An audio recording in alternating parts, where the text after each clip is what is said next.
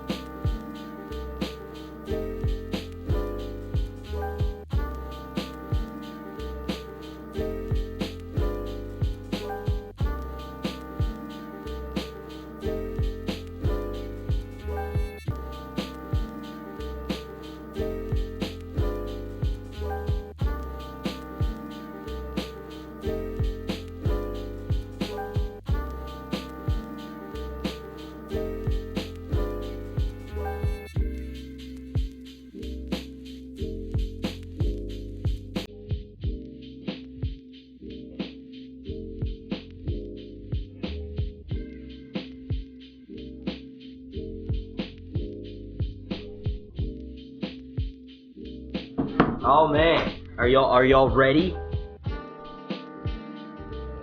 I took some notes. I got about 4 pages of notes, so we're gonna be a little bit more organized to this episode, or this stream rather. Let me go ahead and do this. Let me switch off the music here. All right. Oh man, there we go. It's bright as a motherfucker in here. Let me drink some water. Holy shit. Game of Thrones, Season 7, Episode 2, Stormborn, just went down. And I want to go ahead and say that it had a lot of interesting moments. About 27 of them. You know, it was a bit of a setup episode again, but at the very end, I mean, come on, that was some fucking insane battle fighting. Like that was nuts. That was nuts. I wish it had taken place in the daytime. I know the moment of the battle. I'm talking about that first, but I'm gonna go through everything that happened in the episode. I just wish we could have seen more of it. You know what I mean? Like if it was better lit. So I wish it was in the daytime. But understand, having it take place at night definitely adds to the dramatic effect of things. Everything should be going fine. You guys type in the chat if my audio is good, and if you guys can hear me clearly, if you're not listening to the music anymore. All right. So the very first thing I want to go ahead and mention here is you guys are new to my channel, please go ahead and subscribe, slap a like on this video, make sure you turn your notifications on so every time we go live and do these after show things, y'all are a part of it. I love having everyone here right now. I'm not even sure how many people are watching. But yeah, I'm a fan of House Targaryen, and if you're new here, well, now you know that. House Targaryen all the way, but Daenerys, honestly, was seeming a bit entitled this episode, and I'm her biggest fan. So if someone like me says that shit, you know it's true. Alright, like, there were several moments where I was like, are you serious? I had just gotten into several debates in live streams recently where I was defending her, and I was like, no, her saying I was born, it's my birthright. I was like, no, that's not sounding entitled. That's just, she's telling the truth. No, she sounded a bit entitled. I'm gonna go ahead and say she almost sounded like a spoiled brat. You know, there was that moment with Varys where I was like, holy shit, is she about to kill this dude? Tyrion kept trying to jump in, and he's like, oh, just let me say, he's a good dude, I promise you, he's a good dude. Varys was like, just let her finish. And then he honestly, he did a good job. He convinced me, because I'm like, yeah, you can't just let that go. We were all kind of wondering, because that was their first scene together. Like, we had never seen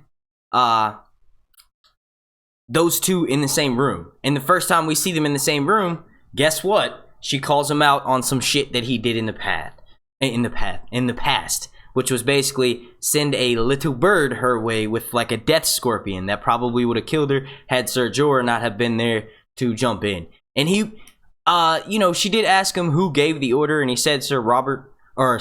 He said King Robert, so, you know, that kind of was probably placing the blame elsewhere. He did choose to do it. But yeah, moving on here, let's see. We got Cersei spinning her web, and I was wrong. I thought that she had met with Randall Tarly separately, but no, he was in that same room. They did recast Dickon Tarly, which is not a surprise, because Watchers on the Wall told us that last year. I love how Cersei is. She almost had me convinced and worried for Westeros that Daenerys is coming, or Daenerys is there. You know what I mean? I'm like, damn, I'm almost worried about Daenerys more than Winter right now. Like, what the fuck is going on with that? She's really good with turning. I knew she was gonna do that. Like, she's just really good at making it seem like, oh, you better.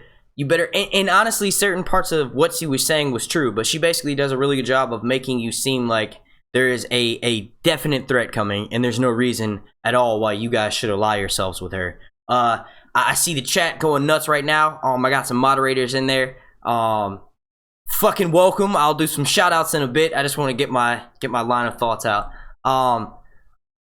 I do like how Randall Tarly is like basically going to be the new Warden of the South. So now whenever everyone asks me who's going to control the Reach if Olenna dies and who's like the Lord, it will be, technically we can say that Randall Tarly is the acting Warden of the South as of right now. So he is basically replaced House Tyrell as the Wardens of the South.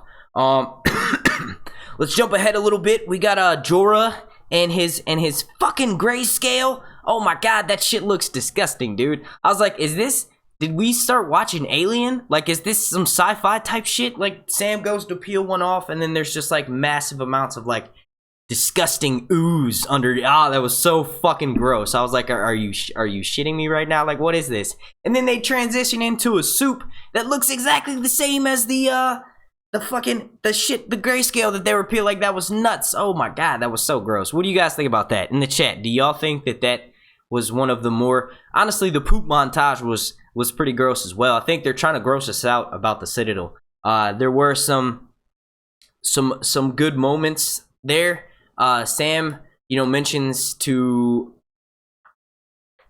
Archmaester Ebros that Shireen was able to get a cure, and then he corrects Sam by saying, yes, she was a baby. Jorah is a full-grown man. The progression is going to be a lot faster and a lot different. And he's like, the guy that did this, you know, procedure actually died doing it. So my biggest question coming away from that scene was, is Sam gonna get grayscale? Like, how was that procedure so dangerous? Obviously, it was the same thing Sam was doing, which was removing all of the pieces of grayscale, and it looks like he's gonna add some poultice to it. And I made my live streams this week, I was trying to remember where the fuck I had heard that the cure for grayscale is a poultice, and the show basically confirmed that. So Sam's gonna remove all of the, you know, the afflicted skin, and then put that creamy paste shit that he had made, which it looked like he added something ground up into it. That is probably dragon glass. Samwell, I hope you don't get grayscale, bro. That's gonna suck. If you know, and if he does get it, he did hear Maester Ebro say, you know, you should have chopped off your arm when he was speaking to Jorah. When Jorah first contracted grayscale, he was like, look, dude, you should have chopped off your arm immediately. It's almost like The Walking Dead. When they get bit by a zombie, they have to cut off that body part immediately so that the virus doesn't spread. So now we do know that, you know, if someone, and is Jorah not a fucking retard in the sense that he's writing a letter to Daenerys? Like he's touching it with his hands. You know what I mean? Like, maybe it's not that contagious, but I'm saying, like, come on, dude, stop touching shit. Hashtag Jorah, keep your hands to yourself, bro. Like, Sam should give him those gloves that they keep wearing, you know, those big leather gloves.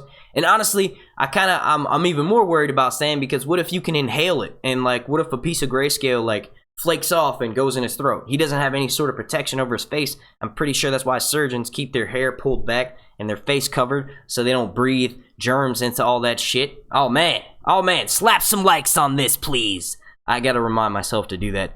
Let's see, the next thing was Cersei underneath the Red Keep.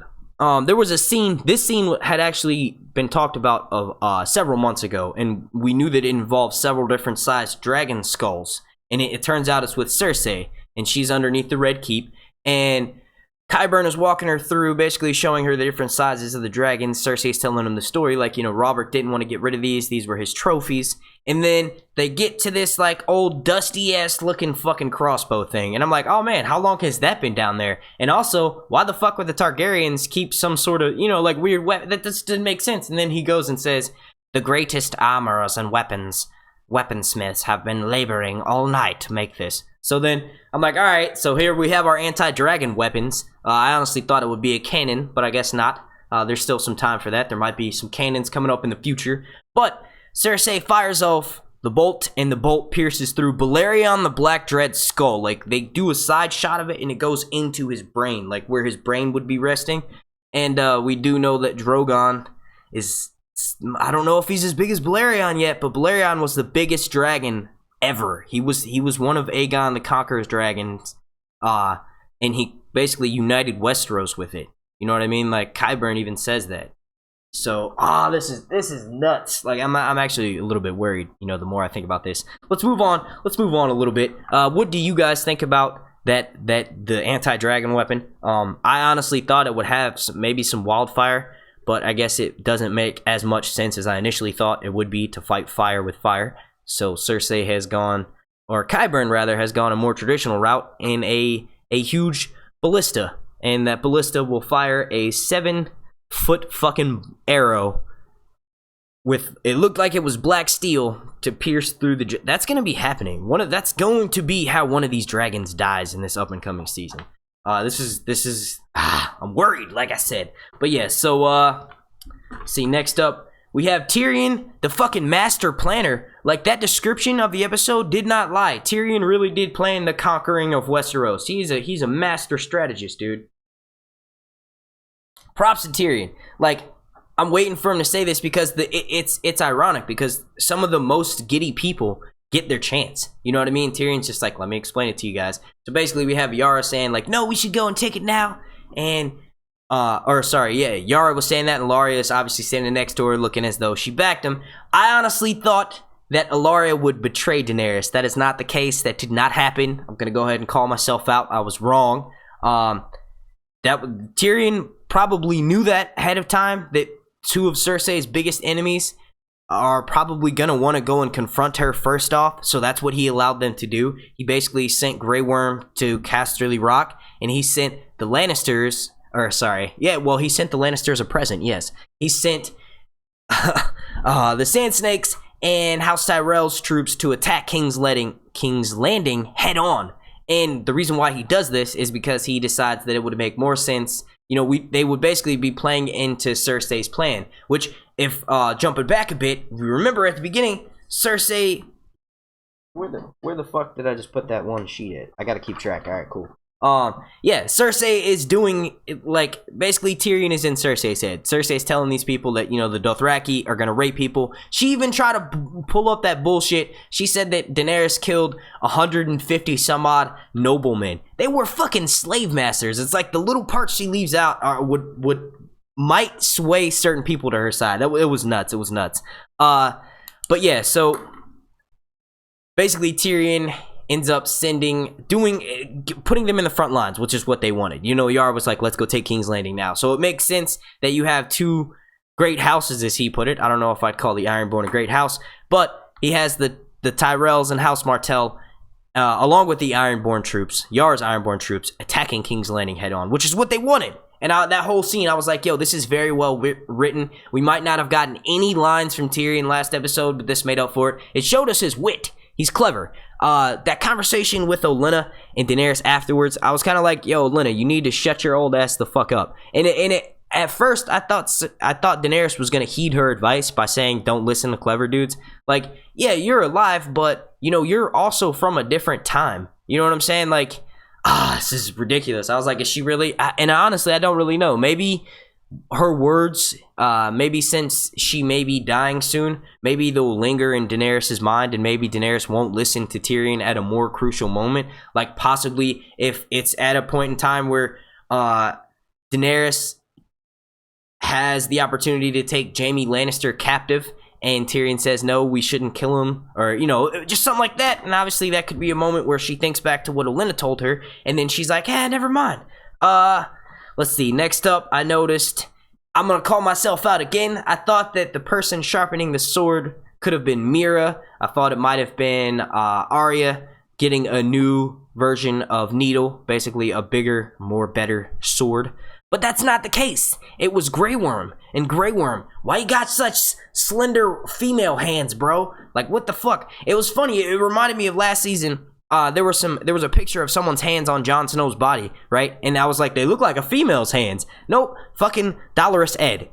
The same thing this season. They keep showing us that clip, that quick scene of, it was basically Grey Worm sharpening his short sword, and then Missandei comes in. Speaking of which, oh my god, can we all give a round of applause for Natalie Emmanuel? She is amazing.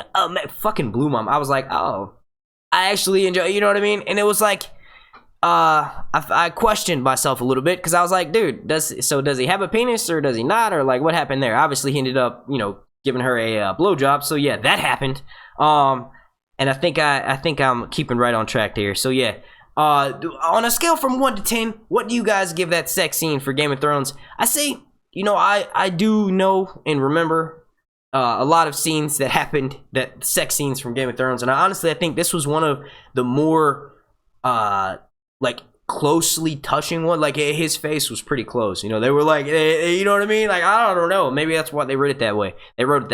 I did notice that on the panels, the Comic-Con panels, Natalie Emmanuel and God, I always forget his fucking name, Jacob Anderson, they were acting a little bit awkward with each other. It was probably because of that nude scene they just shared together. Once again, if you are enjoying this breakdown right now, this detailed live stream, very well put together, 1920 by 1080p, 60 frames per second live stream, please slap a like on it. All right, so I see a 10 out of 10. I see a 0. I see a 1, a 6, a 4. We're getting some mixed. Most of you guys didn't enjoy it. Maybe I enjoyed it just because I got to see Natalie Emmanuel's boobs once again. Maybe that's why. I don't know. I honestly think that it was a little bit cheesy. So I would rate it probably like a 7. A high 7, almost an 8. Let's see. I did like the way, you know, the next thing I want to talk about is Sam going into Cure Jorah. I do want to say that I was wondering how that was going to happen. They did show us last episode that Sam kind of went to deliver food, so they were kind of aware of each other, because he mentioned the dragon lady or whatever. And then this episode, when Jorah finally tells Sam who he is, Sam is like, dude, I was with your dad when he died. So then I was like, oh, okay, now I believe it. I believe this now. He would risk getting kicked out of the Citadel to help this dude, because he was in such good hands with his father at the Night's Watch. Like, honestly, if there was another Lord Commander and Sam had came there, Sam obviously was bullied, and Jon helped him for that. But you know, when they're in Craster's Keep, it just makes sense. It just makes perfect sense. The way Sam delivers that line, he says, "I was with your father when he died." Like, it made sense to me. I was like, okay, now I could see you risking this. And it's almost like Sam was asking to get kicked out. He shows up with a woman and a child. He sneaks into the the restricted section of the library. He's asking all these questions about magic. He's obviously learned. He reads a lot of books, so he knows that the Maesters are not the biggest fans of magic. But he keeps pushing his luck. And I'm glad they had it written that way, because like I said, that line made me believe. Can we all say that, once again, grayscale is fucking disgusting, dude? Like, if it peels off that easy, you know what it reminded me of? The Fly. Have you all seen that movie with Jeff Goldblum? Like, he goes through a fucking teleporter, and then the fly gets stuck in it, so his DNA gets combined with the fly, and he starts turning into a fucking fly. And there's a scene where he gets up and he starts peeling skin off, and his teeth fall out. Oh, that's what that shit reminded me of. Sam goes to pull it back, and then bam, pus and fuck. Oh, it was disgusting, dude. It was insane. So honestly, Jorah still had about 10 years left, which, you know, that was... So how does that work? He would have went to the ruins of ancient Valyria, right? He would have went there, and the other stone men who have lost their fucking mind, who have gone insane, would have, like, not, like, killed him like they did when he went by there before, when he had Tyrion. You know what I mean? Like, what the fuck was he thinking? Like, how does that work? Do you get there, and is there, like, different camps of stone men? Like, there's a more advanced camp, and then there's a less advanced camp. You know what I mean? Like, how he's sending him to his death anyway. You might as well fucking, I don't know, just put him out of his misery now. Moving on, let's see. We got Arya and Hot Pie reunited, and there's a scene, there's an image rather that has been going around for a while now. Let's see, my green screen's coming out a little bit. But yeah, it was basically an image of Arya leaning forward, and she had a bread pan in front of her. And I thought she could have been at Winterfell. I thought she might have been this place, that place, but I was wrong. She was at the inn in which she left Hot Pie, which was pretty cool to see that dude. His facial hair was coming back in, and I think they did an amazing... That was one of the things that they did not leak. That was not one of the filming spoilers that was put up on one of the... No one knew about that. Like, people had predicted it. Actually, several people predicted it in my comments section, as a matter of fact. You guys, yeah, whoever that was, those users that predicted it, shout out to y'all. I will say that I like how we all thought that Arya knew Sansa and Jon were at Winterfell, and she was just choosing not to go home. Not the case. Hot Pie, the boy Hot Pie, fucking a little birdie told me, he's like, nah, what you talking about, son? Jon Snow led an army of wildlings and retook Winterfell. What? She's like, huh? What? Are you serious? My favorite brother? Like the other two? You know, Bran chased her the last time they saw each other. And like the last one who oh man, that's amazing. I was like, thank you, dude. Thank you. She then exits, goes outside. It was a little bit cliche. They had a wagon waiting out there, and he's like, 200 miles to King's Landing, going one direction. Her horse was in between those two roads, and she chose the road less traveled by. She's going home. Arya Stark is going home to Winterfell. I like how they left it very clear, though. I will say that. So I guess it wasn't that cliche. They left it. There's no deciding. There's no debating. Nothing about it. Arya Stark, a girl, is headed home. Hashtag Arya Stark will reunite with Sansa, and I think Bran will also. We didn't see Bran at all this episode. I was a little bit disappointed with that. You know, we didn't get a lot of Bran from the trailer. But we got even less of Sam, and every time we see Sam is doing something crucial. Shout out to George Sartiano. I don't know if you're watching right now, but yeah, you predicted that, bro. Last one of the more recent live streams we were in. All right, so let's see.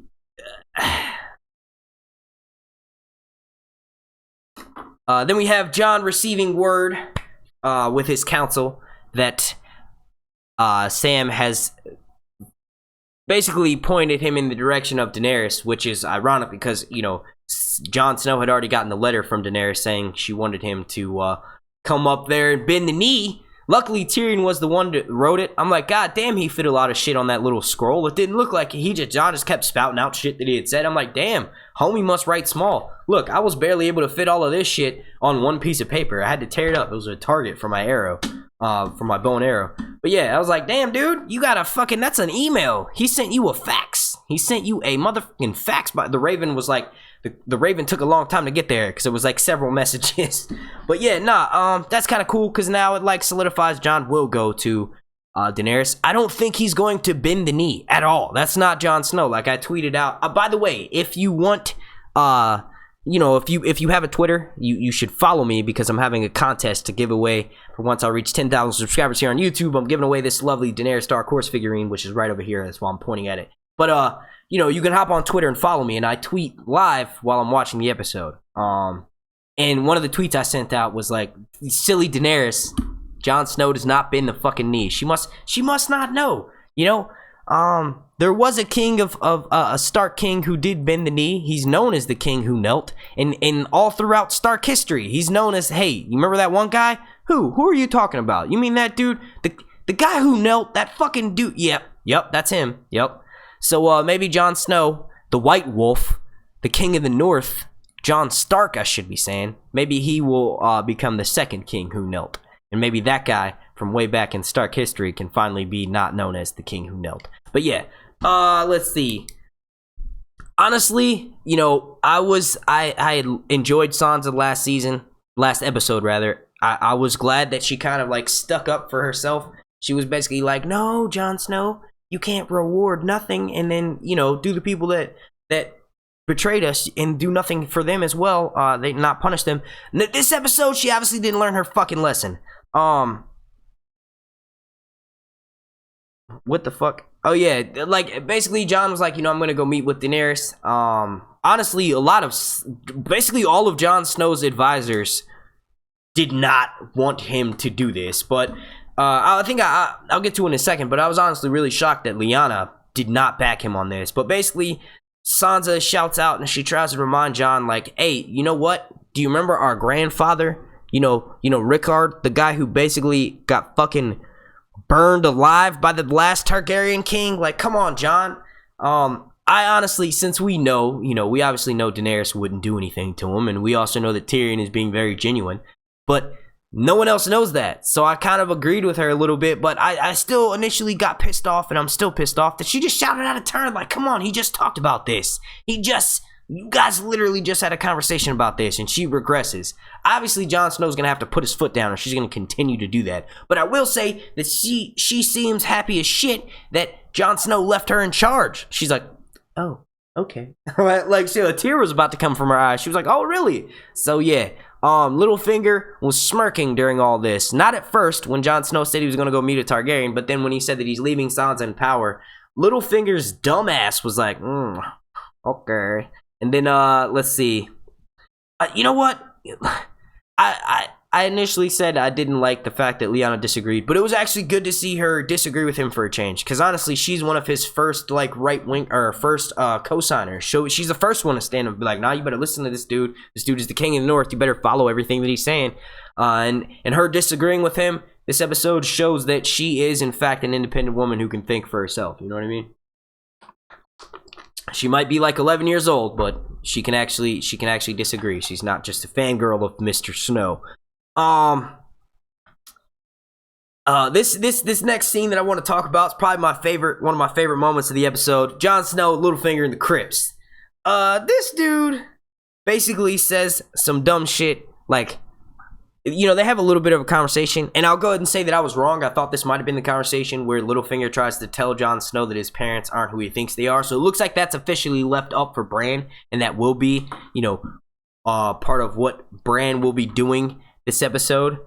Sorry, I'm getting a little bit sidetracked here. I'm checking my phone, and it looks like we might have 630 fucking people watching right now. Holy shit. We got 180 likes. And we got 19 dislikes. So let's go ahead and flip that around. Can we hit 400 likes? Can we get 400 likes popping off? That's 220 likes that I need from you guys. It's free, and it helps out my channel by promoting this video. You know what I mean? I do plan on eventually making a living out of YouTube. That's something that I'll talk about towards the end of the stream. But yeah, holy shit, 630 people. That's what's up. Let's keep it rocking. Where were we at here? Let's see. I'm burning through my notes pretty quickly. As soon as I burn through these notes, I'm going to start taking questions from the chat. Let's see. So, oh yeah, so Jon Snow and Littlefinger in the crypts. Basically, Littlefinger played his hands. You know, he was telling Jon Snow how Catelyn, you know, didn't like you and all this other shit. And how he's saying, I think it was a straw that broke the camel's back was when he said, "I love your sister just like I loved her mother." What? What the fuck, dude? He snapped. He was actually probably like 5 feet from this dude. Speaking of which, this is perfect timing. Good job, slideshow. Good job. Hey, you know what, Jon Snow? You're a good dude. Hey, you know what, Littlefinger? Hey, yo, fuck you, dude. Fuck you. Do you have a tiny hand? Do you have a little hand? Let's call him Littlefinger and shit. But yeah, nah. Homeboy got choked up. He couldn't even, like, it, and it wasn't just like a casual, like, okay, I'm gonna choke him out. Kind of like what Ned did. No, he went into that shit. Like, the distance between them, I say, was like 5 feet. He went in to lunge this dude, grabbed his throat, and was like, shut the fuck up. If you put your hands on Sansa, damn it, I was about to do it in Littlefinger's voice. He's basically just telling him, like, dude, don't touch my sister. And I honestly, come on, we know Littlefinger. Littlefinger is going to have that burn inside of him, and it's going to make him want to go touch Sansa even more. It's going to make him want to go manipulate Sansa even more. So it's almost like that's setting us up even more so for this dude's death. I honestly didn't think he would live past this episode. So I think early on in episode 3, if Jon Snow returns to Winterfell, he will see that you know what? I would love to see Littlefinger be dealt with without Jon Snow even being there. Like, maybe Jon Snow is still at Dragonstone and homegirl Arya shows up and just gets to stabbing, and then she picks up the Catspaw dagger. You know what I mean? Like, oh, dude, it was intense. I had my speakers on, like, in surround sound mode, so when I heard that crunch, I was like, oh, like that shit. Oh man, it was fucking brutal. It was insane. God, that was awesome. All right, let's see. Next up, Arya and Nymeria. Oh man, what the fuck was that? Nymeria, you know, that wolf that initially lunged at Arya. I knew it. That was not Nymeria. People were like, no, it is. The wolves just look different because they replaced the... No, motherfucker. No. That was not Nymeria. It's just common sense. When you have a wolf that is that color, and there were even people in my comment section that were saying shit like, dude, it's a gray wolf. No, Nymeria was not gray, or you know what I mean, like, or brown or whatever. It's like, oh, dude, it was nuts. It was nuts. That was not the Nymeria from the show. Oh, shout out to Patty Inn. We got a super chat. What's up? Thank you, Patty Inn. Was there a message with that?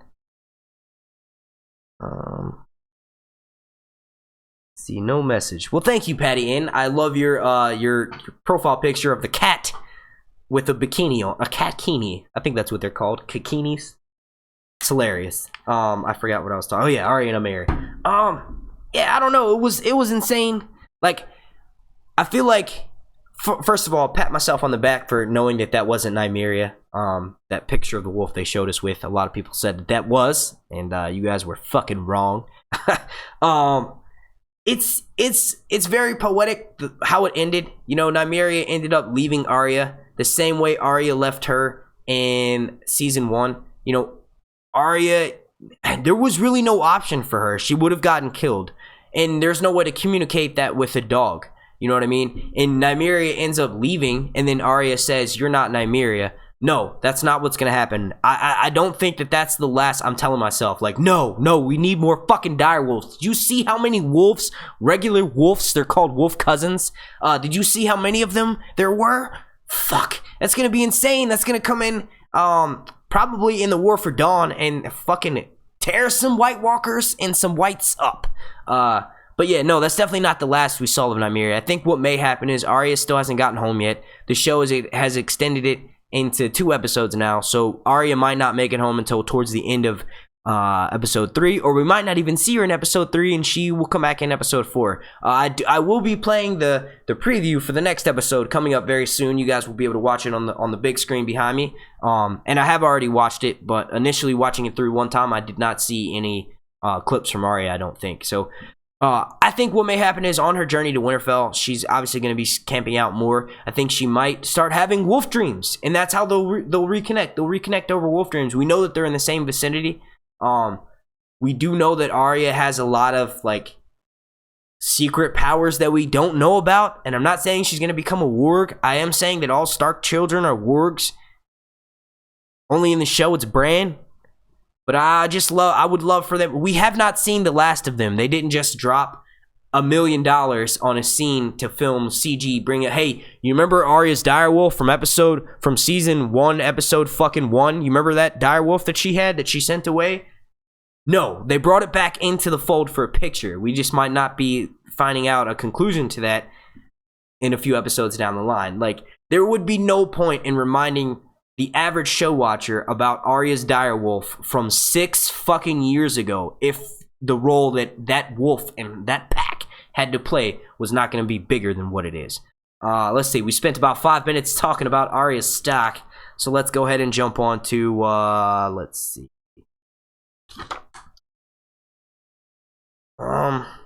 No, I do want to clarify. I don't think that Arya actually meant that. I don't know. I actually don't know, so I guess I can't clarify. Arya said that wasn't Nymeria. I think what that could mean is that obviously was Nymeria. And Nymeria wasn't ready to head home. Nymeria, the direwolves, holy shit, we just got a super chat from the Bio Explorer, and she says Q&A, cool, and it's about Arya. Q&A, what did Arya mean when she said, oh my god, I'm answering that right now, that's what's up. No, I don't, see, okay, this is gonna be a long answer, okay? But basically, the direwolves are supposed to represent their Stark children counterparts, okay? So if Arya's direwolf is gone to become the leader of this massive pack and she's wild now, Arya got from her that she didn't recognize her. Arya didn't recognize her either. So if her wolf didn't recognize who Arya was, Arya's not going to recognize who her wolf was. They're not ready yet, right? So Arya has started her journey to heading back home officially this episode. I don't think it's going to be that easy. I think that she may get turned around potentially in the future. You know what I mean? Her wolf wasn't with her yet, so she wasn't complete as a whole. I'm not saying she's going to roll up into Winterfell with her wolf pack, but I'm just saying maybe once she goes home to Winterfell, Jon Snow won't be there and it'll just be Sansa and maybe Bran, but she won't feel complete. She will still feel missing. So maybe she'll go home and touch base, but ultimately she ends up leaving and further completing her quest. And then in the process of completing her quest, she meets back up with Nymeria. They did not waste all that money on that CG to only have the wolf show up for 10 fucking seconds and look badass and menacing. You know what I mean? Holy shit, we hit a new record on Sir Hunt's reviews. We are at 723 people watching right now. Oh man, all of y'all are what's up. Thank you. I love y'all. I'm about to start doing some shout outs in a second. I got about 5 more things that I wanted to bring up from the episode. Oh man, I saw a few people in the chat before we even started saying that the episode wasn't that good. Let me drink some water real quick and then I'll tell you my thoughts on that. You're wrong. The episode was fucking amazing. Yes, it was a little bit of setup, but it was much more well written. It was in the episode. The first episode was well written as well. I don't even want to go down that rabbit hole of trying to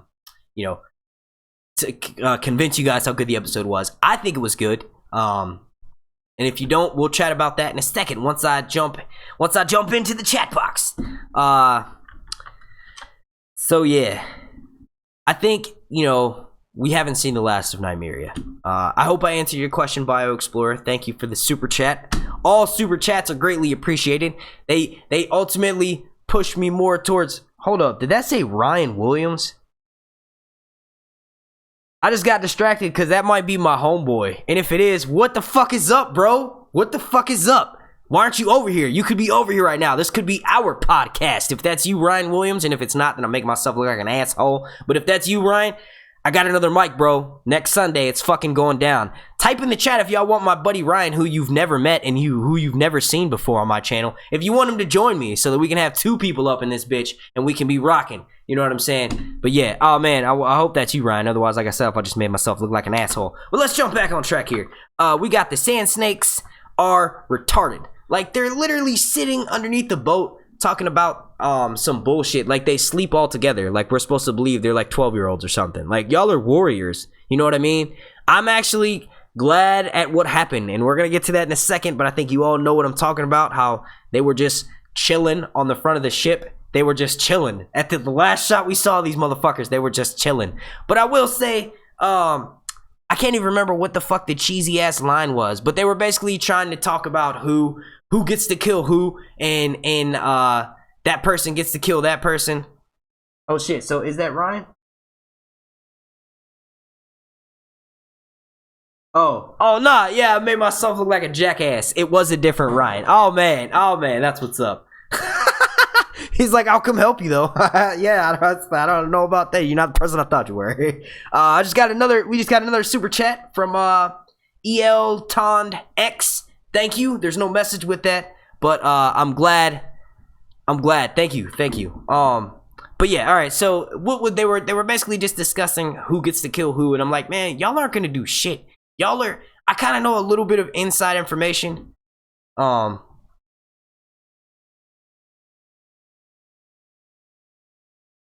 All right, so we got our first troll. Matt H, you just got fucking banned, bro. Don't be trolling up in my chat. I'm a fucking hammer you like a hammer person would do. But yeah,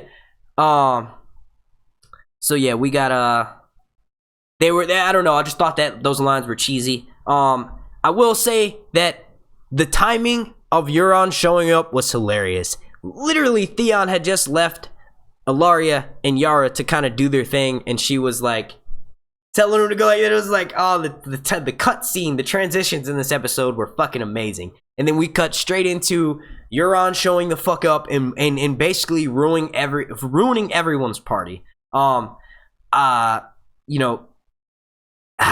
Euron put in work this episode. I'm gonna probably do like 2 theory videos on this dude coming out this week. Oh man, Euron was probably my favorite moment. Like, Euron was in my favorite scenes of the episode. Like, dude, oh man. I will say that he punched, if I'm not mistaken, I need to go back and rewatch, but I think he punched Bad Pose in the face. Like, literally punched her in the fucking face. Like, oh my god. I was like, what the fuck? You can't do that, bro. You can't. And he was like, I don't care. He was like, yo, she punched me. And it was cool because she was the one, if I'm not mistaken, which one was it with the whip? That's the one who killed Tristan. So, man, it's ironic that she's the one who ends up on the end of his ship. Like, yes, spoiler alert, the Sand Snakes died. Arya is the only one alive, and from what I can assume, Yara is still alive too. Yo, that brings me to the next point. Theon, what the fuck, dude? Theon, what is wrong with you, bro? Like, seriously, Theon, what are you thinking right now? Like, you had the chance. Like, when I was doing my predictions for you, bro, I was like, hey, yo, Theon is going to be the man this season. I want to see him rule the Iron Islands. Theon's going to get a hero's redemption arc. Oh, man, we got another super chat. Let's see. Super chat from... It showed up on the thing, but not on this. Okay, that's crazy. Wait, let me go to it. How do I do this? Okay, yes. Super chat from Juliet402, and she says, you rock, Mark. Well, thank you. Alright, so yeah, basically, we're getting to the point where the battle's raging. Euron ends up getting the better of Yara, which, honestly, she held her own. Dude had a giant axe, and she held her own. Are those Valyrian steel axes? No, but they are badass nonetheless. The weaponsmith for Game of Thrones, Tommy Dune. I wish I could have met you at Con of Thrones, but dude, good fucking job. Those weapons are badass. But yeah, so it gets to the point where Euron has the axe to Yara's neck, and he gives Theon the choice. Somehow Theon is just like, I guess, right down the stairs from her, and he runs up there, and he basically starts, you know, he's given the choice. Euron is like, dude, what do you want to do? Do you want to try to save her or whatever? And you know what the fuck? He jumps off the ship. Theon ran like a little bitch. I was like, dude, I had such great plans for you, bro. And that's what George's character, that's what George's stories are ultimately about, like the flaw, the human condition, right? Fight or flight. You know what I mean? Euron honestly made Theon his flight sense kick in, which is what Theon's been doing that for a while now. Ever since he's been broken. Like, oh man, that was insane. It was nuts. I had such big plans for you, Theon. Like, what the I hope, you know, he gets away. Obviously, I wanted him to survive, and I knew that, you know, Euron looked like he was about to kill both of them. There was a reason that Arya was left alive. The reason why? She's the gift. Shout out to your boy, Sir Hans Reviews, and to everyone else who predicted that. Euron, his gift to Cersei is Arya. Arya killed Cersei's child, Myrcella. arguably the only innocent one. Tommen was pretty innocent, but he did some questionable things. The loyalty towards his mother, he basically screwed his mother over, so he tarnished his hands a little bit. But Myrcella was arguably the most innocent. The most innocent of the Lannister Baratheon children. We all know they're real Lannisters. I'm just saying. Legally, their last name was Baratheon. Theon, you disappointed me, bro. You fucking disappointed me. Let's see. Euron killed all the Sand Snakes, captured Ilaria. Ilaria is the gift, which some people thought Euron meant that the gift was gonna be Tyrion. Not the case. I thought that would have been a little bit too, not boisterous, a little bit too hard even for Euron. A little bit too much for him to take on himself. So I kind of knew it was going to be Ilaria the whole time. Theon ran. And that's pretty much, all the notes I had on the show. Let's start taking some questions from the chat. We got 747 people watching right now. That's what's up. Slap some likes on this. Let's get the likes going up. I still see 180 likes. Now, I don't know if that's going up. I'm going to refresh real quick. But, yeah. Oh, we got 327. Fuck yeah. Let's see if we can hit 400. Fuck it, right? Toss me another 70 likes like candy. Give them like candy. Come on, give me your likes. Give me your fucking likes. All right, so let's take some questions. I'm gonna pick a Q&A question from the chat. All right. This is not in any particular order. I'm just gonna discuss the first question that I find. If you want to get me to answer your questions to make it easier, type Q&A in front of the question.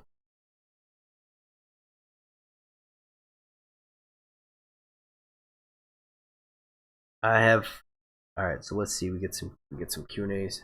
Okay, so this is from Hobo Deluxe 916. He says, why did Arya tell so I kind of answered that. Basically, I think that was Nymeria for sure. No doubt in my mind that was Nymeria. In the novels, when Arya is in the Riverlands, she has these wolf dreams that are not present in the show other than Bran. She has these wolf dreams about roaming with a super pack of direwolves, and there's also rumors that there is a super pack running around the Riverlands led by a giant female wolf, and that's right in the area where Arya left her wolf, where she let her go basically, so that she wouldn't end up getting killed. So it just makes sense that that's Nymeria. They're obviously using it from the novels. I don't know why the fuck I'm stuttering on my speech pattern so much right now. Probably because I need a fucking cigarette. Because that episode was so dank. Hit that fucking like button. Hit that like button, son. Send them up. You know what? You know what else I'm going to ask you to do? I'm going to also ask everyone in the chat right now to start typing the cities of where they're from. Where are you guys from? Like, are we worldwide in this bitch right now? Or are we only in America? Or are we only on the East Coast? Where are we at? Everyone start typing in the chat. And I do see that we got a Q&A from Eric Cartman's dick. And this is not in any particular answer. But he says, Q&A, who will be the one to end Littlefinger? I'm going to go ahead and call it right now. If a girl of Winterfell is headed home, if Arya Stark is headed home, Arya Stark, I would love to see Sansa do it herself. I would love to. Sansa has yet to actually kill someone. She let the dogs out on Ramsay, and technically she could let the wolf loose on Littlefinger. You know what I mean? Brienne would chop him down. Brienne would split him in half. I would love to see Sansa finally get her hands dirty and kill Littlefinger. So short answer, Arya. Long answer is I would love to see Sansa do that. Let's see. We got everyone's typing. All right, let me yell out some places. All right, so we are worldwide. Holy shit. You guys are awesome. All right, so the first one, Bay Area, we got Oklahoma, we got Baltimore, Denver, Van Vleck, Texas, Australia, Boston, San Francisco, Queensland, Australia, Washington, D.C. Shout out to Washington, D.C.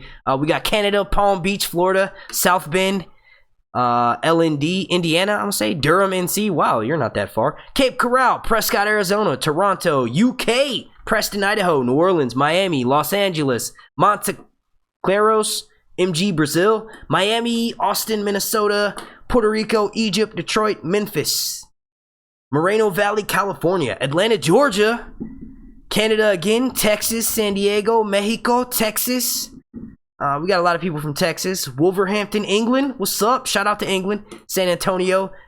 To Bisley, Georgia. I think I said that right. North Korea. Yeah, right. You guys aren't allowed internet up there, I don't think. New York. We got India. Bangalore, India. We got Redding, California. Hillsborough, Texas. New York City. Florida. Florida Keys. Ithaca, New York. Scottish girl says self-explanatory, so I'm going to say she's from Scotland. Carlisle, UK. Maryland. Orlando. Virginia Beach. Shout out to Virginia Beach. We got family up in Virginia Beach. Dallas, Texas. High Garden. Haha, that's funny. Taiwan. Shout out to Taiwan. We got Tampa. I said Tampton. What the hell? Shout out to Ohio. Shout out to Dayton. Northern Virginia. We got some more people from England. Newcastle upon Tyne. I think I said that right. Germany. Shout out to Germany. We got South Central LA. South Central. Are you from Compton? Compton. We got Baltimore again. Queensland. Australia. East England. Dallas, Texas. Ontario. Massachusetts. Brazil. Sao Paulo. Taiwan, Denmark, New Hampshire, England. All right. Australia. I see you. Georgia, Sacramento, California, Mexico. I pretty much named every single place in existence. That's what's up. Thank you all for joining me right now. Thank you all so much. Y'all could choose to be anywhere else, but you choose to spend your time here with me on Sir Hunt's Reviews. And we are breaking down this fucking episode live. We are running at 662 people watching right now. So please, I'm going to ask you one more time. Slap some likes on this video. Let's do this. All right. So let's see. We have a question from, randomly picking a question. Q&A. This is from Maria Pena, and she says, Q&A, who do you think is going to tell Jon who his parents are? All right, now I'm going to go ahead and say, shout out to Finland. I do see that. In Nicaragua, there's a few places. Kathmandu, Nepal. Oh, wow, that's far. Colombia. Hashtag worldwide is a perfect example. Arkansas.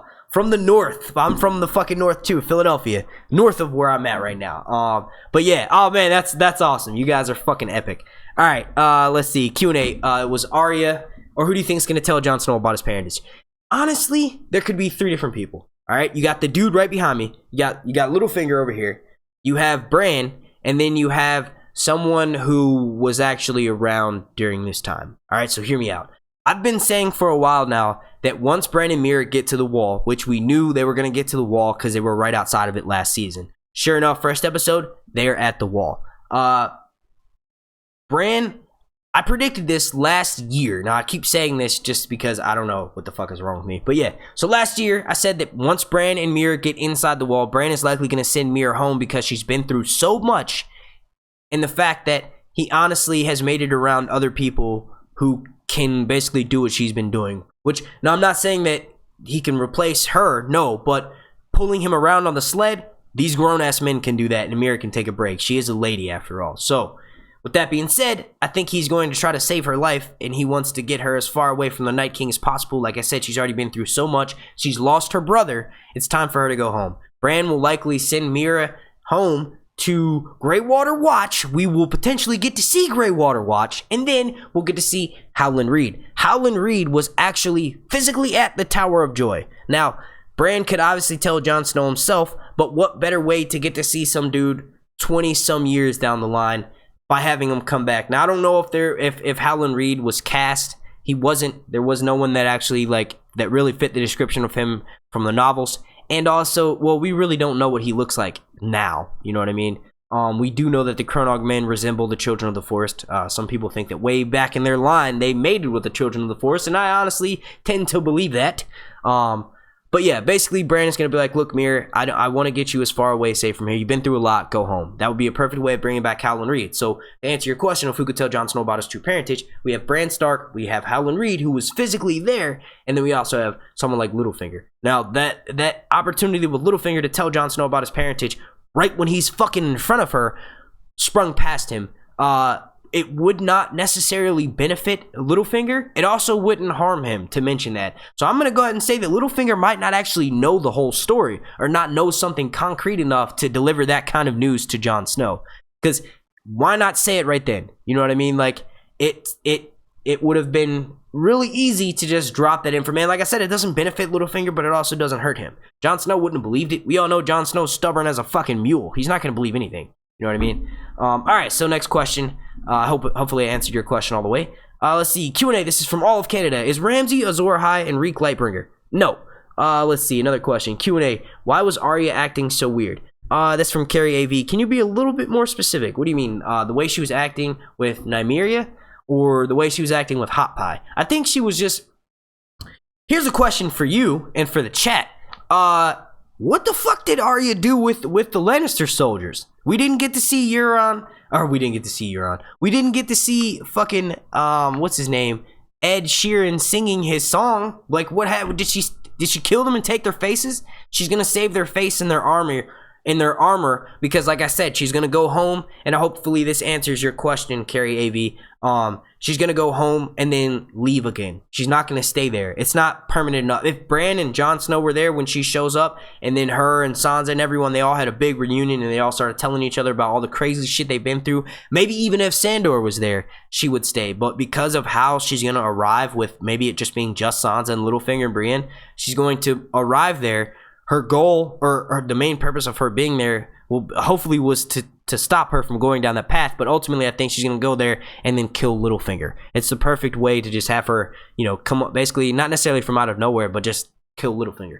I do think that she's gonna leave Winterfell again. So I think that this, answering your question, Carrie, I think that the reason why is because she's not quite finished. She's not complete yet. She needs to get that. I know she's more people on her list, but I think the last major one is Cersei. She hasn't gotten Cersei yet. Cersei has to get her justice, and it has to be from someone like Arya. So I think that the show's just manipulating us into thinking that Arya's headed home. But really, if Nymeria had went with her, Arya would have been complete. She would have had her counterpart with her, her wolf counterpart with her, and then she could have returned home as a Stark to Winterfell. But even something like her counterpart, her sigil, her house sigil, everything that she is Nymeria, didn't recognize her. She didn't recognize herself. You know why? Because she's a different person. She is not yet Arya Stark. Her journey is not yet complete. Or maybe Nymeria didn't recognize her because she is secretly the waif. Maybe Arya is the waif, and that's this whole thing. Like, I don't know. Oh man. Q&A. What is Theon going to do? Let's see. Let me get this crap off my lip. I got cotton mouth, and I think, yeah, but yeah, so what is Theon gonna do? All right, so I'll go ahead and say spoiler alert. We got 753 people watching right now. Please slap some likes on this motherfucker for your boy Jon Snow. Winter is coming, and the dead come with it. Come here, ghost, come here. Let's see. Let me do another one real quick. Fight in the north, or fight in the south. Fight every battle, everywhere, always in your mind. Those are gonna be Littlefinger's last words to Sansa before she fucking stabs him up. Before Arya swoops in and stabs him up. Okay, so Theon. All right, so yeah. Spoiler alert. Theon is going to head back to Dragonstone. Theon will get back to Dragonstone and likely meet up with Jon Snow. Jon Snow will lay the smackdown on Theon. But Theon's journey, Theon's gonna run back to Daenerys with like a dog with a tail between his legs. Like, literally, he is broken. I kind of knew that it was a little bit too hard to believe, and it probably was the booze in him that was like, yeah, I'll do this. Let's go take the Seven Kingdoms with this dragon lady that we've never met. No. You know what I mean? It was just too good to be true. I've done several podcasts with my homeboy, the Atomic Dom, and we got into like a 30-minute debate about how Theon, he thinks that Theon, he's basically right. He said Theon was not going to have a redemption arc, and he's basically going to die in a crazy way. Long story short, Theon would not have a hero's arc, and I thought he would. I thought that he's been through so much. This dude is he's gonna turn into a genuine person. He's gonna be like someone reliable, someone that I potentially see ruling the Iron Islands, if that is a thing when the show ends. You know what I mean? He's been, like I said, he's been through so much. In the novels, he's been through so much shit. His hair is prematurely turned gray because of how much torture Ramsay Bolton has given this dude. Ramsay is still alive in the books, by the way. Like George could have just written his death. George could have just finished writing his... Speaking of which, George R. R. Martin yesterday, if you followed me on Twitter, you would know this. Also, if you follow George on Twitter, you know this as well. But George R. R. Martin has confirmed it and called people like me out a little bit. I know obviously he's never seen my kind of content or my content before per se, but I'm one of those people who thought that he has finished Winds of Winter and he's just waiting to release it. He actually addressed that directly. He said, all of you journalists that keep saying that I'm holding on to my book for some nefarious reason, that's moronic. It's fucking moronic. Like, that's basically what he said. Not verbatim, but yeah. So people like me who thought that George has finished Winds of Winter and he's just waiting to release it, no, not the case. Homeboy is still writing that shit. He said, I have good days and I have bad days. So he also said that my favorite part of the announcement, that Fire and Blood, which is what it's being called right now, or the George R.R. Marillion, which is in reference to the Silmarillion, Lord of the Rings, J.R.R. Tolkien wrote pieces of a book, and then it was finished post-mortem after he died, so the book reads like a crazy fucking insane thing, like it was written by two people, because it was. But yeah, so George is working on one of those for a complete Targaryen history from Aegon II, which is basically Aegon's two sons all the way up to Robert's Rebellion. So we have Maegor the Cruel, who's a notorious fucking king who actually died on the Iron Throne. He was a Targaryen king, and his Aegon the Conqueror was his father, and also his other son, Aegon II. So it's going to take place from their reigns on out. Can't wait for it. Just for the good news, we have 831 people watching right, 852 people watching right now. My fucking head's gonna blow up. Oh my god, Jesus Christ, 800 people are watching this fucking goon right here. But yeah, shout out, slap some likes on this for the good news delivered to us by George R.R. Martin. Let's see. Q&A. Are we finally going to see Gendry come back? 882 people watching right now. Gendry, I think I can say this. Gendry will be back, okay? We just had the red carpet premiere of Game of Thrones Season 7 about a week and a half ago, and guess who was there? Your boy Joe Dempsey. Gendry, the actor who plays Gendry Baratheon, who has not been seen since season fucking 4 when he was rowing a boat. His arms are probably cock diesel right now, not like mine. Mine are small and chintzy, like a girly man. But yeah, we have not seen this dude, and then all of a sudden he shows up at the season 7 premiere. What does that mean? Oh, well, if you go by what the actors have said in interviews, Gendry will be making his appearance mid-season. Next episode, Episode 3. There's only 7 episodes this season. That will be midway through the season. Gendry will be in the next episode. I think Gendry is going to end up being a Valyrian steel armor smith for Jon Snow. I'm just going to go ahead and say that right now. Like, Tobo Mott was the best armorer in King's Landing. Gendry was his apprentice. Because of that, Gendry has some of the best blacksmithing skills ever. If you remember carefully from this episode, I believe Jon Snow said we need to go mine it, we need to craft it. They need to make weapons out of it.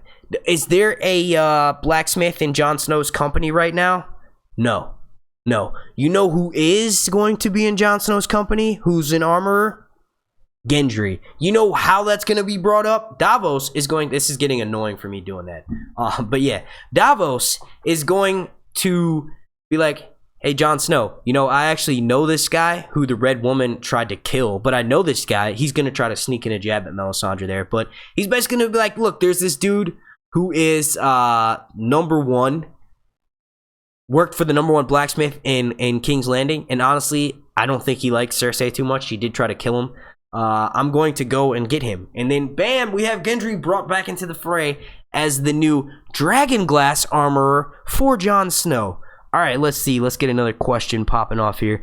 Once again, I'm going to ask you guys, what do you rate this episode? I give it an 11 out of fucking an 11. You know what? I'm going to go ahead and say 15. That last scene, I'm not a fan of Euron Greyjoy in the books. He's a rapist. I will say that he is fucking turned around to be an amazing character, dude. He even snuck in that creepy ass line like, hey, why don't you hang on, let me turn my camera up for a second. It's like, hey, why don't you, but I want you guys to be able to see my Star Wars shirt too. He goes, hey, why don't you give your uncle a kiss? I was like, yo, dude, you're a fucking rapist. You raped, oh my God, he's a rapist. Oh man, just creaky door. In the novels, Euron molested his little brother, Aeron, when they were younger. Yeah, and it's not actually, it doesn't actually come out and say that. It's his brother. Every time he hears a creaky door, Euron's brother cringes. This is also Balon's brother, but he cringes. And we get a few lines like basically saying that, you know, he remembers it's insane. And he gives that, you know, everyone always gives the uncle creepy shit, like it's always my creepy uncle, you know what I mean? He's like, come give your uncle a kiss. That fucking line was like, dude, Jesus Christ, are you trying? You just punched a woman in the face. He's going for #1 asshole, like Jesus. And you know what? I don't think I've ever seen Ramsay punch a female in her face. Now, Ramsay has slit a throat. Ramsay has raped women. Ramsay has cut a dude's dick off. But he never punched a woman flat out in the face like that. Like, what the fuck, dude? He literally was just like, it was like I thought I was watching fucking World Star TV, dude. Like, I was like, oh my, what just happened? He literally, and it looked so real. I was like, oh my, you just, right in his face, just dropped her, dude. She, like, what the fuck? That was the bad Posey. I guess there was a few people that said they wanted to see a spinoff with Bronn and the bad Posey going Westeros with Arya. Not no more. What the fuck, dude? Oh my god, the bad Posey is finished. The bad Posey is hanging out to dry on the front of her fucking ship. Euron is so savage. He was like, hey, look, I beat all of these sand snakes' asses personally. He stabbed Obara in the gut with 2 knives and lifted her up so much her fucking rib cage protruded. It was insane. It was so, that battle was so fucking epic. I was like, look, dude, Euron, you're like my new favorite villain. He did us all a favor. Like, yeah, he killed 3 innocent. They're not innocent. Fuck them. The Sand Snakes are terrible characters, and he did us all a favor. He's like, you guys are gonna hate me more than no. Ramsay never killed anyone that I was like, oh, I'm glad you killed that person, Ramsay. Joffrey never killed anyone where I was like, oh, I'm glad you killed that person. Oh yeah, Joffrey killed Ned Stark. Thank you, Joffrey. You did us all a favor. No, we fucking hate them for the people they killed. You know what? The first major thing this motherfucker does, he kills everyone we hate. We hate the Sand Snakes. It's like an on-running joke in the community. When I was at Con of Thrones in Nashville, Tennessee, which, speaking of which, if you guys want to go an amazing fan-run convention where you will potentially get to hang out with Lysa Arryn and Paula Fairfield and young Hodor in a fucking after party like me, you know what I'm saying? And hang out with tons of other huge nerds. Make sure you go follow Con of Thrones on Twitter and you'll find out where it's going to be held next year and what time it's going to be held next year. But yeah, I forgot what the whole point of that was. Yes, there was a panel at the Con of Thrones where they talked about the Dorne storyline and everyone was like, it's fucking terrible. We hate Dorne. Dorne sucks on the TV show. Dorne in the books is a totally different story. All right, we got 897 people right now. That's a record. We're just blowing through records tonight. Let me stay on task so we can try to get even more people. Can we hit 1,000 people in this motherfucker? Can we get 1,000 people watching Sir Hunt's reviews at one time? Oh man, you guys are I'm looking at you, like I'm looking at you, and I'm feeding off your energy, right? I'm looking at you dead in your eyes, and you guys are feeding me your radio waves. This is insane. All right, so we let's see, Q&A. Do we think that Dire Wolf was really Lady? Well, Lady actually had her neck broken by Ned Stark.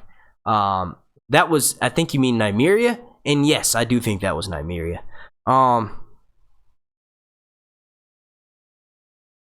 NorCal says, be careful, you're gonna get a cameo on Game of Thrones and get decapitated by the Hound. I fucking wish, dude. You know what I want? I want a cameo as a either a Dothraki or a Summer Islander. Yeah, stereotypical Summer Islander. No, I'm just saying, I just want a cameo as either a Dothraki or an Unsullied for the simple fact that they share scenes with Emilia Clarke. And babe, I don't know if you're watching right now, but she's on my list. She's like the #1 person on my list. We both have lists of celebrities that we're allowed to cheat on each other with. I would marry Emilia Clarke. Oh my gosh, she's so funny. Emilia Clarke, you're so funny. Oh, you're hilarious. What was the question? The cameo. But yeah, so I would want to be an Unsullied or a Dothraki because I would get to share a scene hopefully with her. I would totally do some crazy shit. Like, oh man, nuts. All right, so let's see, another Q&A. Q&A, does Mira Reed have Dark Sister? I will actually go ahead and point you down to the description. I've done a video where I did a theory on the sword that Nymeria, the sword, you see what's on my mind still, that Nymeria and Arya scene. It was pretty poignant. But yeah, no, the sword that Mira has on her hip that she grabbed from Bloodraven's cave. Technically, okay, so let me break this further down. The Targaryens have 3 swords, all right? Dark Sister, fuck, I can't even name them. I'm gonna embarrass myself. But either way, one of them, the last known whereabouts of Dark Sister, the one that we're talking about right now, was seen going north of the wall, or going to the wall with Bloodraven. Bloodraven, it's loosely same character in the show. The three-eyed crow, the three-eyed raven, the guy, the old man in the tree that helps Bran. Basically, the last known whereabouts were with that dude. So we all jumped the gun and we're like, okay, so Dark Sister must be in that cave. Mira, who is a sister, and she basically took care of Jojen and did all the hunting and all the skinning of the rabbits. There's actually a really funny scene. God, that's like my favorite scene with Mira and Asha, or Osha rather. They're talking about the best way to skin a rabbit or whatever. But anyway, Mira grabs a blade and the hilt of it looks very, or the scabbard, the pommel, looks very similar. No, the pommel is the little bit on the very end. The hilt looks very similar to how Dark Sister was described in the novels. I wouldn't say very similar. Dark Sister has a golden handle with like a huge gem on the end of it and like an emblazoned flame that holds that gem in place. And on the show, we do see the emblazoned flame, and if it's been sitting in a cave for 1,000 years like Bloodraven says he has, or just several hundred years, it's gonna get dirty. Obviously, he's been sitting in that tree the whole time and doesn't need to poop, piss, or eat, so it wouldn't be getting taken care of. So that could be why the handle looks like blackened like that. It's basically like soot and grime that would have naturally corroded on the sword itself from sitting there and not being taken care of. But the very end of it, the very edge of it, the white flame part of it does look very similar. Now, in that video, I talk about how that could potentially be Dark Sister and how she may leave, if it's that Valyrian steel sword, she may leave it with Bran Stark, and Bran could potentially give it to Arya, because Arya is the darkest of sisters. Arya has the darkest past, and I'm sure if Bran looked into Dolorous Ed's past, I'm sure he's been keeping tabs on all of his siblings. And I want to see what he's going to say to Sansa. You know, Ramsay's no longer alive, so there's not really any... Oh, man. It's going to be an interesting conversation, to say the very least. Let's see.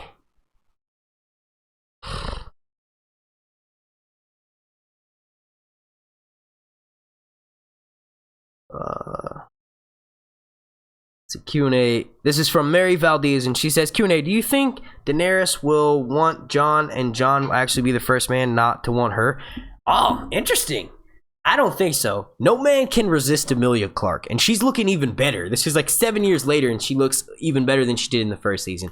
I do think that would be an interesting parallel. We haven't really seen Jon Snow interested in anyone else since Ygritte, but he was pretty flirty with Melisandre. That scene right before Melisandre is banished from the north, he was kind of flirty. He was like, what would you have me do, milady? And he was, yeah, they were just kind of being kind of close. And I'm going to trust my instinct on that, because I was right about Tyrion and fucking Daenerys. I said to Tyrion and Daenerys in that scene where she names him Hand of the Queen, I said, yo, she looks a little, she's like, there, he's acting, I don't know, he's acting like he's in love with her. Sure enough, Peter Dinklage has confirmed that in an interview. So I'm going to go ahead and go with my gut feeling. I do think that Jon Snow, because he was flirting with Melisandre in that scene, he is willing and open for a relationship.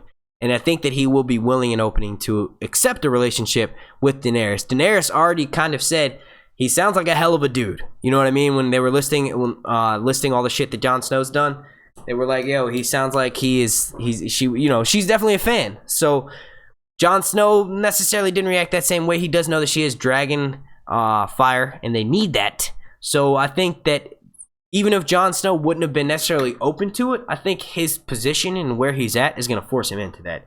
You know, he may potentially be a zombie, but I do see him and Daenerys getting together. I think there's going to be hesitation from Jon, but it's going to be for kneeling, right? Jon Snow is not going to kneel for no one. Like, I don't see Jon Snow kneeling. Just, I don't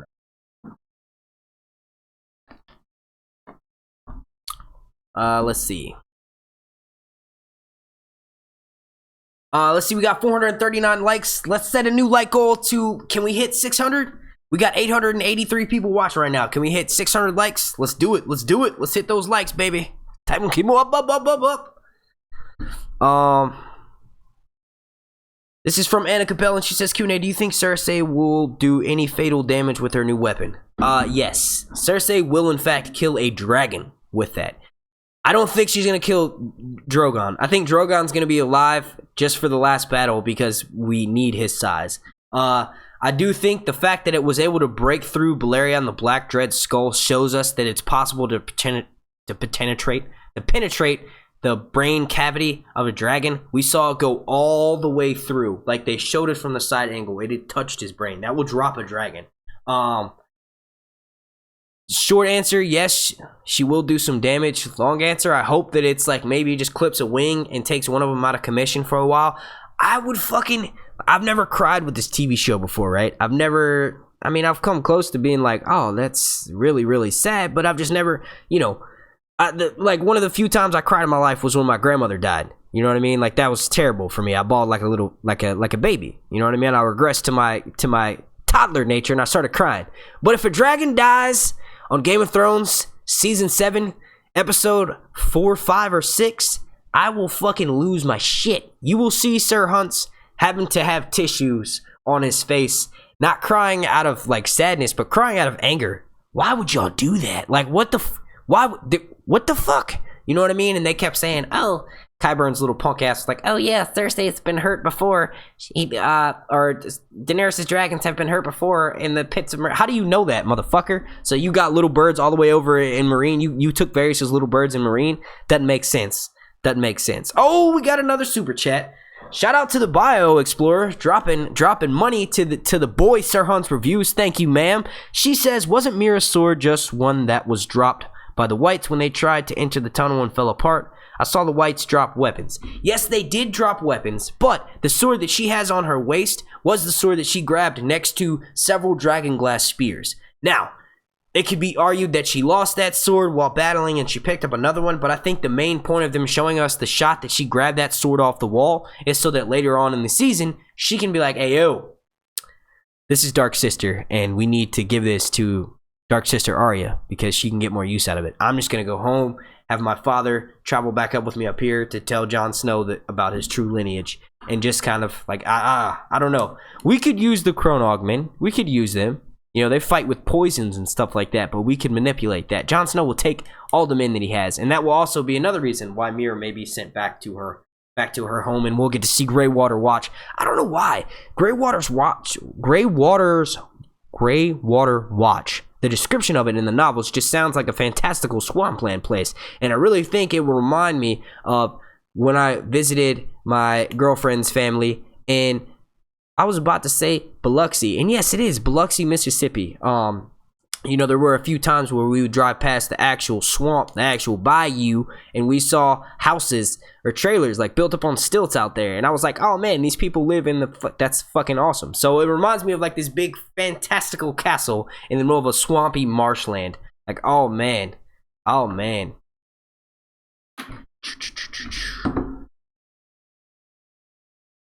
Alright, so let's see. Let's get another question going on here.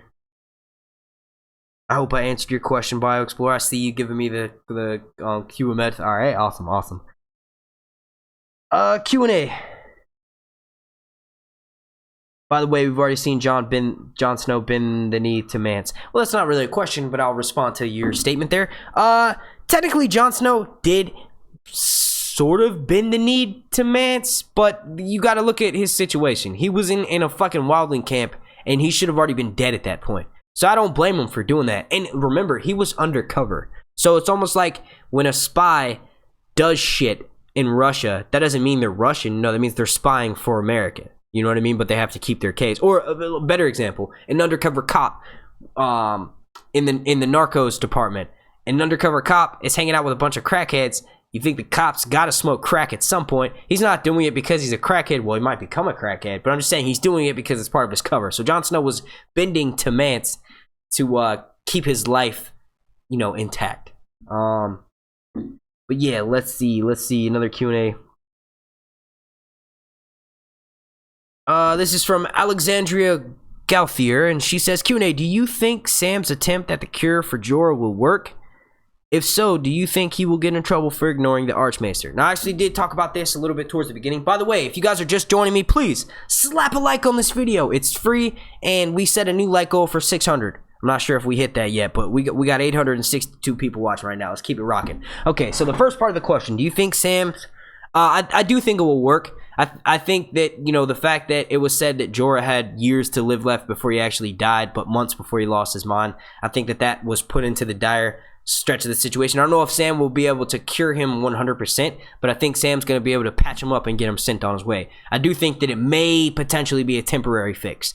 So, like, basically Sam is successful in the procedure, but he basically slows it down by tenfold. Like, you know, Shireen was really young, and it hasn't really been addressed in the novels, but we do know it was cured. It still is on her face. How do we know that, you know, they just didn't slow it down for an extreme amount, and maybe later on in life it will affect her? So I do think, to answer the first part of your question, yes, I do think that Sam's attempt at curing will work. And the second question was, if you do you think he'll get in trouble for ignoring the Archmaester? Yes, definitely. I was thinking that the whole time. I'm like, look, dude, you found out some information, Sam, but not enough. And I'm trying to figure out why Sam would risk saving Jorah for the cure, because that was a theory going around for a while now, since like last season. Basically, that since Sam is at the Citadel, the only place Jorah can go to know about a cure, other than Quaithe, or Quaithe, however the fuck you want to say it, was Samwell.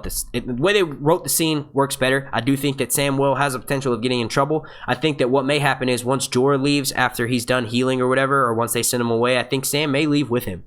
I do know that Sam might end up stealing some books. Sam may prove himself to be a kleptomaniac, and you know, he stole Heartsbane last season, and he may leave Dragonstone. He may leave the Citadel with a few books. Holy shit! We got a super chat from Amber Keeler, and she says, "What do you think?" Thank you for the super chat, by the way. She says, "What do you think about them removing warging from the Stark children? Will this change the whole plot line with the wolf?" Okay, so hang on, let me read this. What do you think about? I think they took it out of the show. To answer the first part of the question, so why do you think they removed warging from the Stark children? I get asked this a lot, and I think let me just fucking say it.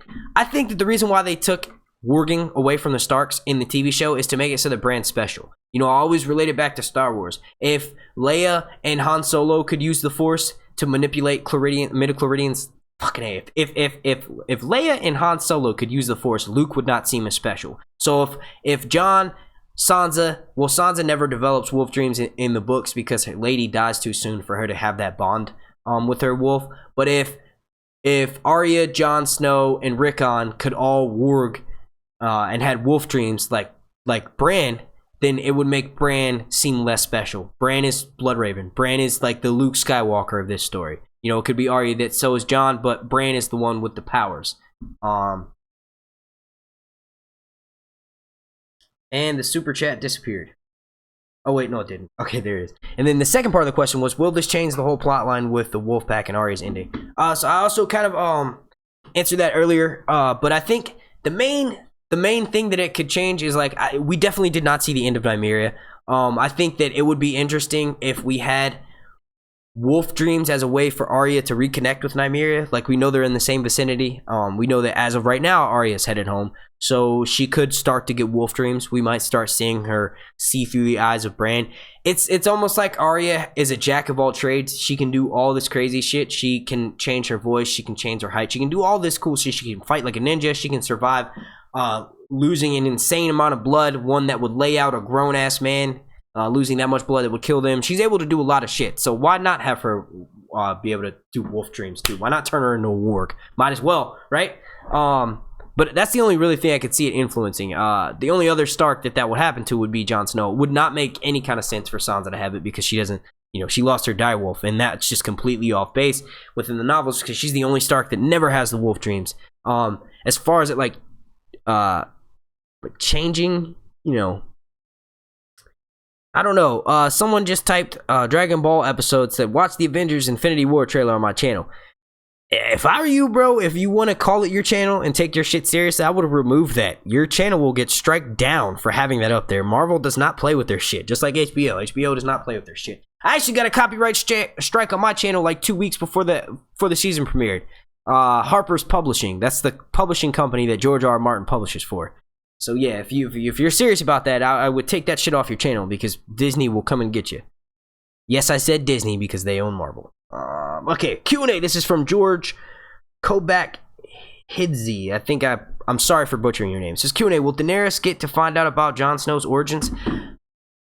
Amazing question.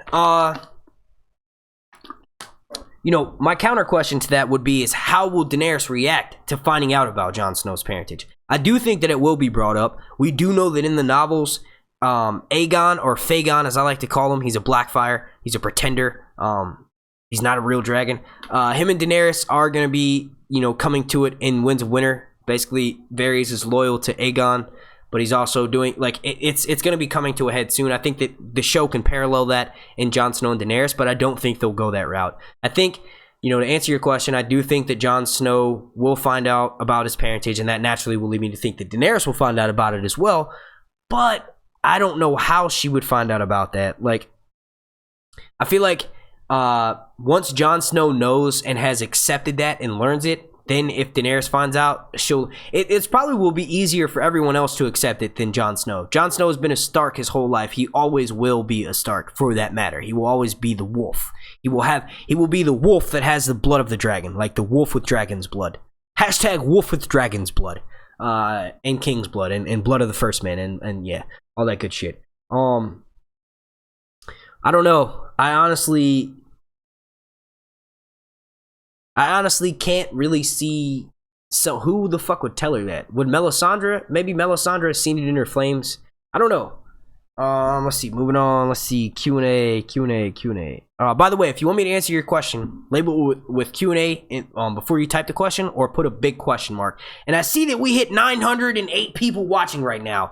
Oh my god, we broke it. We broke yet another record. Please slap a like on this video if you are enjoying my content here on YouTube. I do plan on going full time very soon.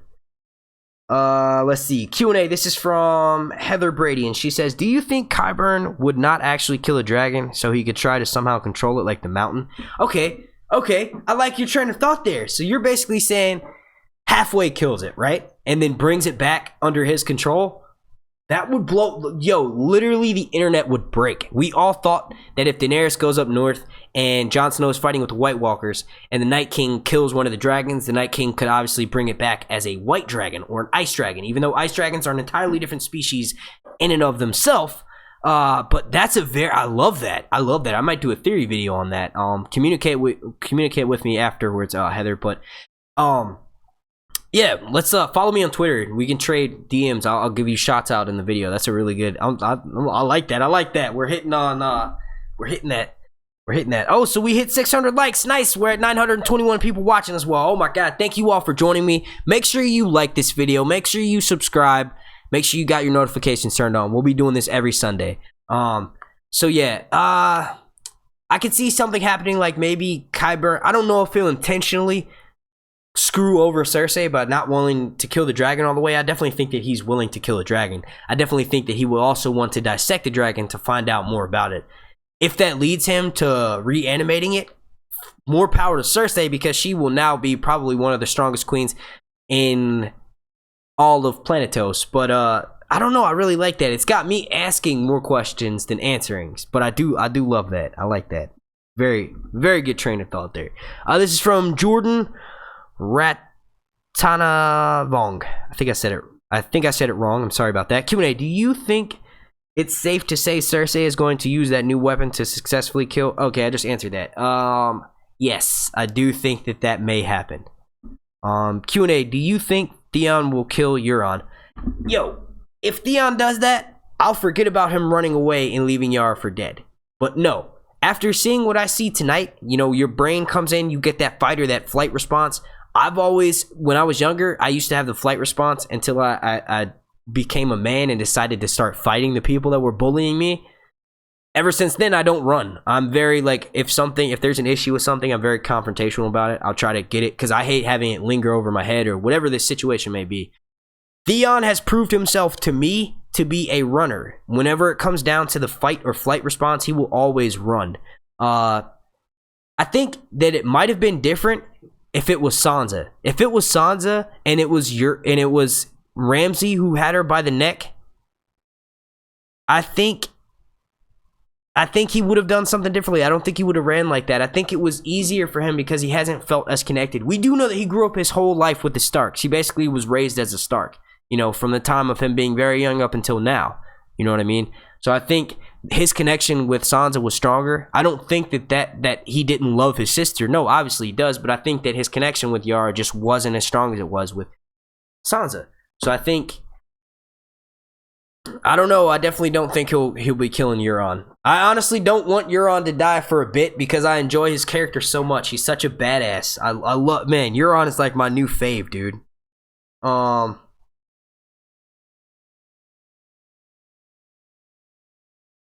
Let's see. Q&A. This is from Carolina Espinosa. She says, why did Littlefinger say he loved Snow's mother after saying that Lady Stark wasn't Snow's mom?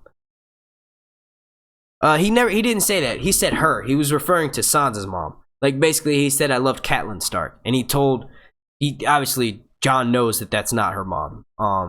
He definitely didn't say that he loved... Jon Snow's mom is Lyanna, so that would mean that he loved Lyanna as well. I don't think that he loved a Stark girl. I think that he loved Catelyn Tully. We do know that Brandon Stark almost killed him. Originally, Catelyn was supposed to be promised to Brandon. Brandon ended up getting killed by the Mad King, which we had that referenced in tonight's episode. The Mad King killed Rickard Stark and Brandon Stark. So when Sansa has that line when she's talking to Jon and she fucking repeats the same mistake that she did last week, which was yelling out of turn, Jon Snow is the king. Don't do it. Stop doing it. You're making him look bad. Because now, as soon as she did that, fucking fat Jon Roy stands up and goes, you know what, sir? I agree with Sansa there. I don't think we should trust a Targaryen. Sit your ass down, man. Shut up. But yeah, Sansa basically said he murdered our last Targaryen king murdered our grandfather. And that's what she's talking about.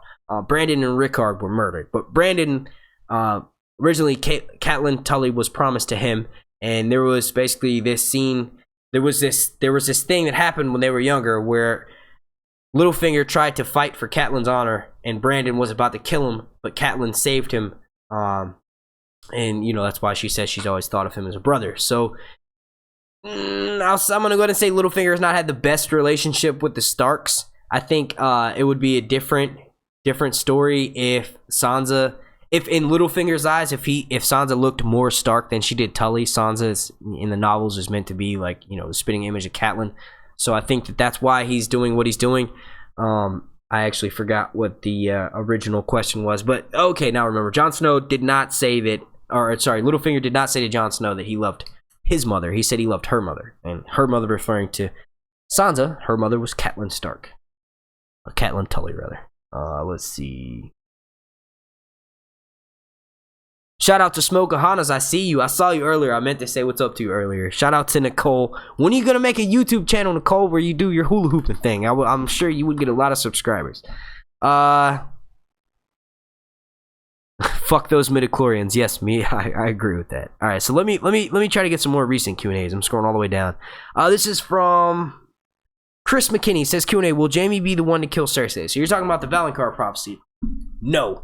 I think that it's possible. I think it's more possible for Arya to kill Cersei wearing the face of Jaime. Cersei will not die by Jaime. I think that it could be reversed, and Jaime is killed by Cersei. I think that what will kill Cersei, I can't see it because I think Cersei is going to be one of the last people left alive. Let's see. Q&A. This is from the Hyper Dead one. Q&A, do you think that Big Wolf was Nymeria? The one that they showed in the trailer? No. The one that Arya talked to and called Nymeria? Yes, that is Nymeria. The reason why she didn't recognize Arya is because Arya wouldn't recognize herself. Arya is not Arya. Arya is still no one. This is from Kyle. It says Q&A, will Jaime become Lord of Casterly Rock? I don't know. I honestly wanted Tyrion to become Lord of Casterly Rock. I think what will make Jaime more of a survivor is if he realizes how fucking crazy Cersei is and then switches to Daenerys' side. Because if that happens, it's going down. It's going down. Like, I could see Tyrion, this is like Fantasyland. Tyrion marrying Daenerys, Daenerys and Tyrion empowering Jaime to go be Lord of Casterly Rock. Tywin got his way ultimately in the end, in my version. Let's see. Q&A, is the assault of Balerion the Dread's skull foreshadowing? Definitely. We do know that Daenerys's Drogon is the size of a 747. That's a plane. That's big as hell. Drogon was the biggest dragon that ever lived. So if Balerion the Black Dread's skull, if it can go through his skull, it can go through Drogon's skull, and it can go through Viserion's skull, and it can go through Rhaegal's skull. So, yeah, I am worried. Let's see. Q&A. This is from Stitch Kitzinger. Do you think that the Night King will win it all at the end? Now, that is a crazy long question to answer. Short answer, hell no. Long answer is yes, he will win in a way because so many people will be dead.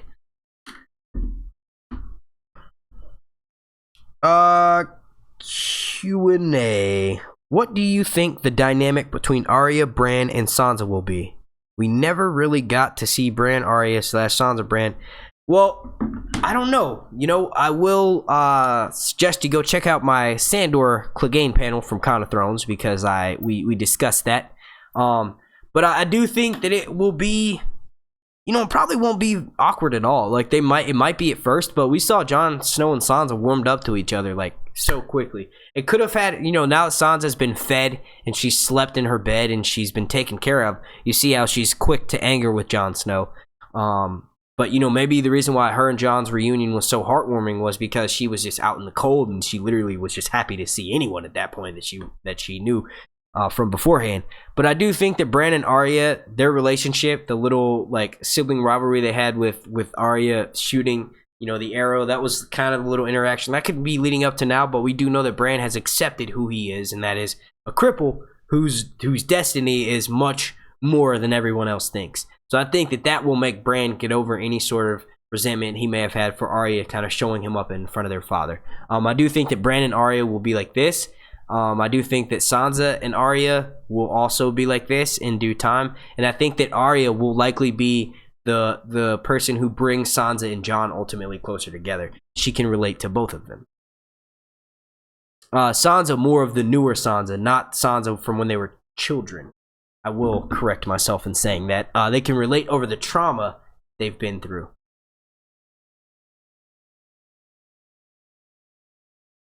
Let's see. XXX Lost Hero XXX. You just got fucking banned, bro. Like Thor. You know what I'm saying?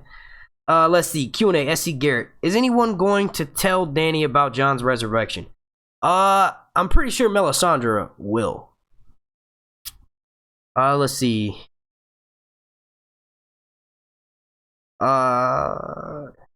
Q&A. This is from Cal Skywalker 14. He says, Q&A, do you think Sansa will use her new power as acting queen in the north to undermine Jon's rule? I mean, I did see that little glint in her eye and she almost went to tears. I honestly think that plot with Sansa and Jon is going nowhere. Jon trusts her enough to leave her in power. So if he had any kind of doubt in his mind that she may do something like that, it was thrown out the window when he left her in power. So I'm going to go with Jon Snow on this, and I'm going to say that no. I think that was what all the actors and the producers were talking about, that turmoil between them has already passed. It was the calling each other out. It was when Sansa spoke out of turn, calling out the king in the north. You know what I mean? So that was that turmoil. I think Jon Snow making her acting ruler of Winterfell made her get over that. She realized that Jon Snow does trust her. Jon Snow does think that she's worthy and knows that she's been through some shit and knows what she's talking about. He knows she's a politician, so that kind of snuffed all that out. There is no more beef between Jon and Sansa. I do think that Littlefinger's dumbass is going to try to convince Sansa to act on that, but I ultimately think that she's going to give him that speech like, no, motherfucker, the lone wolf survives, the lone wolf dies, but the pack survives. Let's see. We got 935 people watching right now. If y'all could please slap a like on this. Last I heard we were at 600 likes. Let's see if we can hit 750 likes. All right. See, Q&A. This is from Scary Gamer 413. He says, Q&A, do you think that because of the Children of the Forest brought Benjen, the Stark's uncle, back, just like they did with the Night King, they will have the same power or similar? Okay, let me reread that.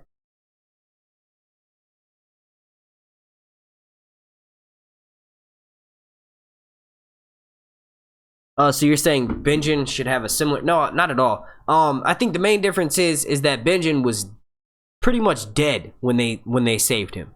So that's why his flesh is like still rotting and shit. He's basically like a white, just with his mind still intact. But ultimately, we don't know how much of his mind is still intact because we do know that Bran he's under Bran's control. He's under Bloodraven's control. I definitely don't think he has any sort of special powers other than not dying. He probably can have his limbs chopped off and maybe still survive. I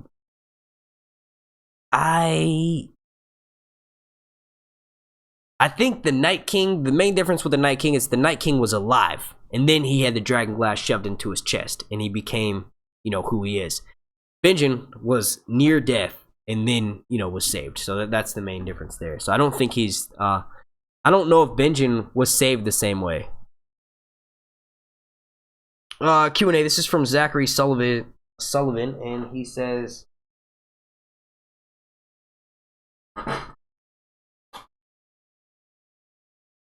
do you think Dany will turn on Euron after Olenna advised him? Actually, I kind of talked about that a little bit. I think it would be interesting to see if we know that Daenerys kind of ended that conversation on an open, she's obviously not going to go back. It may affect her in the future. Like maybe what I had said earlier was basically if it's in a similar situation to maybe if Jaime becomes her hostage. Tyrion says, let's not kill him. He's my brother. He's a good person. Let's try to hear him out and what he's saying. Maybe we can ultimately bring him to our side. That's when she could think back to what Olenna said. And I do think Olenna will be dying this season. So it might have been like her last words to Daenerys. And basically she's saying, don't listen to the fool. And maybe that's when she'll enact on that advice. Like it could be like some from beyond the grave type of shit there. I did not mean to click on that.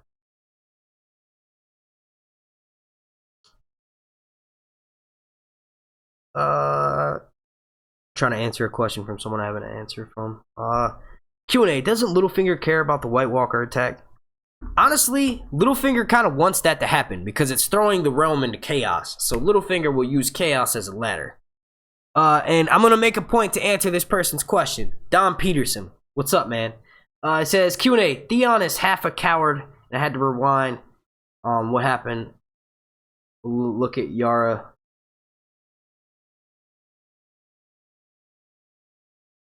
Oh, so you're saying Yara told him to run. Well, that changes the whole fucking thing. And I'm not really going to comment on that because this is going into my episode breakdown and my predictions for the next one. So thank you for bringing that to my attention. But that changes that whole situation. I'm fucking team Greyjoy again. I'm team Theon all the way. That's what's up. Thank you for bringing me to my attention, rather. Let's see. Q&A, this is from Dean Kilroy, and he says, do you think Arya's wolf did not leave her so much as she will be watching Arya's back from the forest? I feel like if that was the case, she would have like at least brought her some food or something. Like she would have ran, she would have ran with it.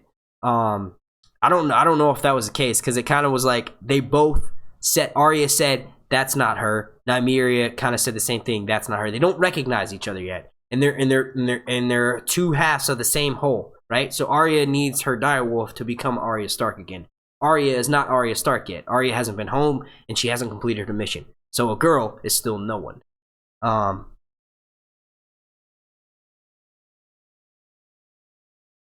Q&A from Mark Marley. He says, is Benjen cold hands? For the show, yes. And I think Benjen was obviously the show's version of cold hands, but in the novels, no, Benjen is not cold hands. Honestly, he might be though, because it was like George's editor she wrote on one of his scripts that he sent her, or one of his one of his chapters. She wrote, is Benjen cold hands? And he answered with a flat out no. So that's been a long no for the longest, but who knows? Maybe she didn't ask the question the right way. Let's see. King Kappa says, Q&A, do you think Sam will get kicked out of the Citadel for curing Jorah? I've answered this, and I do think that could potentially lead to that, along with stealing books. For my opinion, the first 2 episodes, it seems like Sam does not want to stay there. I'm not saying that he doesn't want to be there. Obviously, he's picking up shit all the time, but his actions are speaking louder than his words, and his actions are saying, I'm breaking all the rules. I don't want to be here. You know what I mean?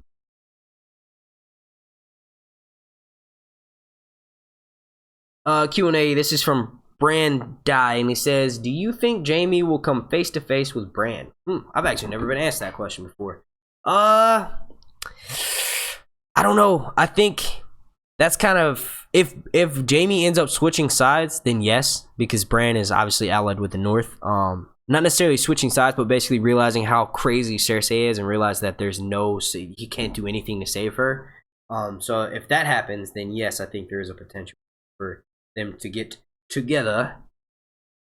We got 983 people watching right now, 718 likes, but 50 dislikes. Let's piss those haters off. Let's throw some more likes on this. Let's see if we can hit 900 likes. I think that will be the goal set for this video. Can we get 900 likes on this video right now? Woo! Let's do it. Let's do it. I believe in y'all. I believe in y'all. I believe in. Do it for House Stark. If you didn't do it for anyone else, do it for House Stark. And House Targaryen. Fire and blood. But look, Daenerys, you were acting like a spoiled brat this episode, and I'll be the first person to praise you. When you did something wrong, I'll be the first person to be like, she might have had some ulterior motives there. There might have been a reason why she did that. But this episode, you were kind of a spoiled brat, and that's putting it nicely. Because I was like, did she really just say that? You're embarrassing me, because I just spent hours debating people who were saying that you were self-entitled. I spent hours debating these motherfuckers and trying to explain to them, like, look, no, she's a queen, it's her birthright, you can't help who you are, you're just born like that. She's fucking Beyonce, or Lady Gaga, she was born that way, you know what I mean? But nah, this episode, you're a little bit spoiled there. Just a little bit. I need to reel it in and stop saying it's my fucking birthright. We get it. Sit your ass down. We take a breath. Why don't you know what Daenerys' problem is? She needs to get laid. Tyrion, you need to fix that, bro. You need to handle that. Or fucking, I'll handle that. But no, I'm just saying, like, Tyrion, like, for real, dude. Daenerys needs to get laid. She needs to yeah, she needs to take care of that. Let's see, this is from Marty's boys. Q&A, do you think Grey Worm's pecker still works? No, I don't think he even has one. I think that's why the camera shied away from that, and he clearly went to lay down. He went to go down. You know what I mean? He went downstairs. So yeah, I think that confirms that it doesn't work. I don't even think he has it. This is from Sam Flanagan. It says, Q&A, do you think Gendry will warn Dany about the Dragon Bolt since he probably helped build them? Good point. I don't think he helped build them because Davos, him and Davos said the last conversation they had was that the Gold Cloaks were after him. So that was the last time we heard that. And Gendry was told by Davos that the Gold Cloaks have been after Davos for a fucking long time. They haven't caught him yet. But it would be stupid if Gendry went back to blacksmithing in the city, I guess. I don't know. Maybe they weren't looking. Maybe they forgot what he looked like. But I don't know. I do think that there's an opportunity for Gendry to tell her about that. Or maybe Jon Snow about that, and Jon Snow delivers the message. I don't think that Gendry will be meeting up with Daenerys for a little bit. Maybe there is that chance because they're at Dragonstone. Oh, we just figured it out. Fuck yeah. Okay, so Jon Snow will be at Dragonstone next episode. Dragonstone, parallel with King's Landing. It would be so easy for Davos to go and pick up Gendry because King's Landing, right there. Bam. All right, so yeah. I think that Gendry will have some insider information. And I think that could potentially lead to him telling Daenerys about the Dragon Bolts. But I don't think he helped build them. He might know of someone that helped build them. I don't know if he would be that dumb to go into the Red Keep. And if he does, then there's that's a loophole in the story because he'd be a fucking moron. Like, how would she not, you know what I mean? She should recognize Robert. Ned said as soon as he laid eyes on her, as soon as he laid eyes on Gendry, he knew that it was Robert's child. So I think Cersei would notice that too. He'd be a damn fool if he went in there. This is from D Harris 1467. Q&A, was Euron stabbed with a poisoned knife? I didn't even think about that. I need to go back and rewatch that battle scene. I'm pretty sure some of the Sand Snakes got some shit off on him, like a few cuts here and there. I know Yara cut him a few times. They definitely poison their weapons, so there is a potential. There is a possibility for that one.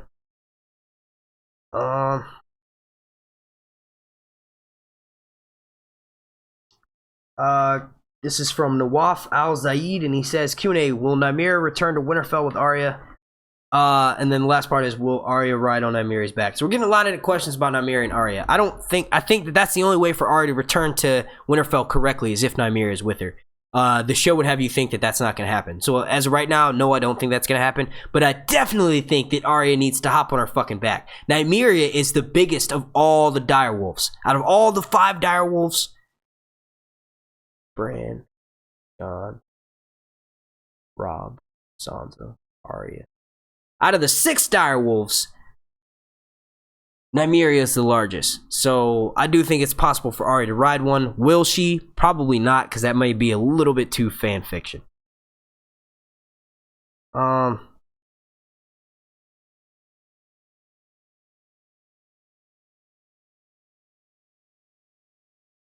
Let's see. If Nymeria can no longer call Winterfell home, what does that mean for Arya? This is another Arya question. I think that they're like 2 halves. They need to come together first. Nymeria is not herself, and Nymeria is not herself because Arya is not herself. So like they're 2 pieces to a puzzle. Basically, Arya needs to be in the right mindset, and maybe Nymeria would have recognized her. I think the reason why Nymeria didn't recognize her is because Arya Stark is still no one. I just got a lot of gas for some reason.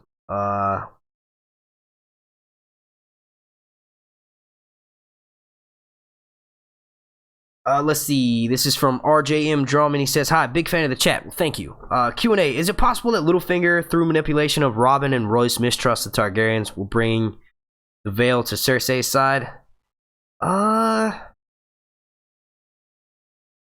I mean, I think Littlefinger would be a fucking fool if he tried to side anyone with Daenerys, and that would hurt, with Cersei, and that would actually hurt Sansa in the long run.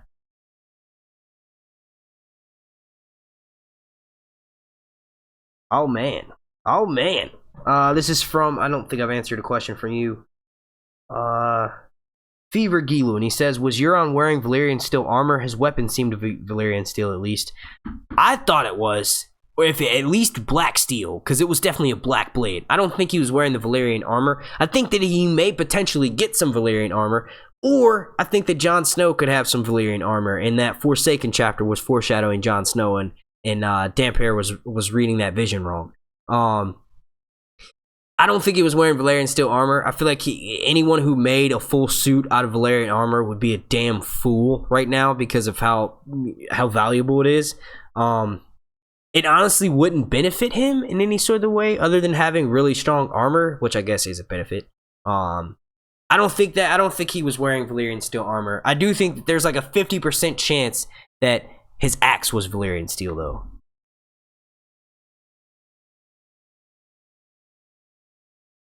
Oh shit.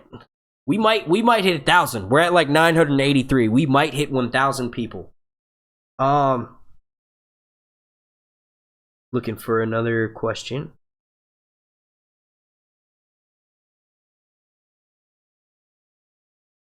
This is from Annika Bell. She says, Q&A, how do you think Cersei will respond to Euron's proposal once he presents his gifts? I think it's only one gift now. I think Yara was his gift. Cersei doesn't necessarily have anything against Yara other than the fact that Yara rebelled against the crown somewhat, but she hasn't negatively affected Cersei in any sort of way. His gift that he was referring to for Cersei is definitely Ellaria Sand. All of the other Sand Snakes were killed. He killed all 3 of them. There were 2. One was lynched by her whip on the front of her ship. One was pierced through the stomach. And then the other one he just laid over top. The one that he stabbed with her 2 swords. Obara, I think. Obara, Tyene, they're all dead. Fucking Sand Snakes. Hell yeah, Euron's the fucking man. You finally got rid of them, so we don't have to hear those cheesy ass lines. No, I want to kill that one.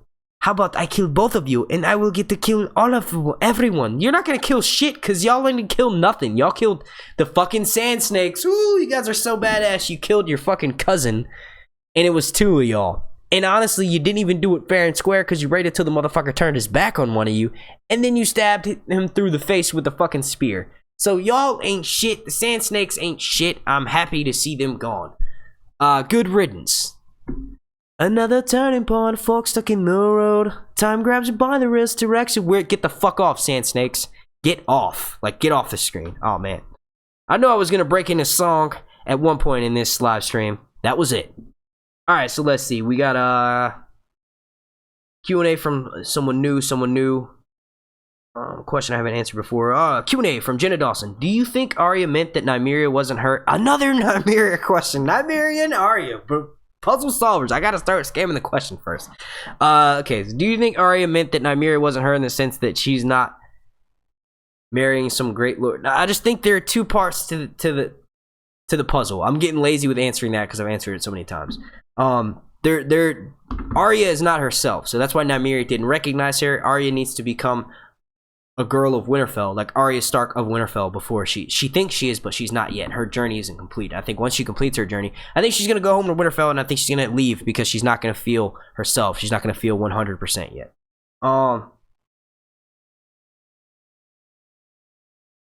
What will Cersei do with her gift? Probably poison her. But she's gonna torture her first. I think she might hit a little bit of wine boarding. Oh, we're at 998. We're at 998. Oh my god, 2 more. We might hit 1,000 people watching. Alright, so the like goal has been raised to 900. Can we hit 950 likes? We have 1,000 people watching right now. Woo. This is insane. Blowing my mind. As I said that, it jumps down to 987. Alright, let's see. Q&A, do you think that Gendry might make dragon armor after one of the dragons gets killed? I don't know if Daenerys would let him do that. That's a crazy question, but I don't think Daenerys would let him disgrace one of her dragons. Let's see. Q&A from Rachel Posnack, and she says, Q&A, no one was left alive, and she was the one... Okay, so that's not a question. Q&A, this is from Liana S, and she says, Jon choked Littlefinger. Said if you touch my sister, do you think Littlefinger will hurt Sansa? No, I think he means like touch her mind, tries to manipulate her. And obviously he's going to try to do that. And I think Sansa will officially wipe her hands of this motherfucker the next episode. She pretty much already told us where she was at when she says, you're excused, Littlefinger. I'll just assumed you said something witty. So that was like, yeah. We hit 1,002 people watching. We hit the goal. We hit the goal of 1,000 viewers. 1,000 of y'all. Oh man, that is fucking amazing. That's what's up. I've never hit anywhere near that. Never anywhere near that. So let me stay on focus before I lose all of y'all again. Let's see. This is from Dan Burke, and he says, Q&A, where will the Brotherhood and the Hound end up first? I think they're going to Winterfell. I don't think they're going to flat out try to go north of the Wall. They need to stop at Winterfell. They probably have heard that Jon Snow is there. Their mission is the same. It would just make sense that they all get together. We do know that Thoros and Beric are north of the Wall with Jon Snow. So I say that the Hound and the Brotherhood, their next stop will be Winterfell.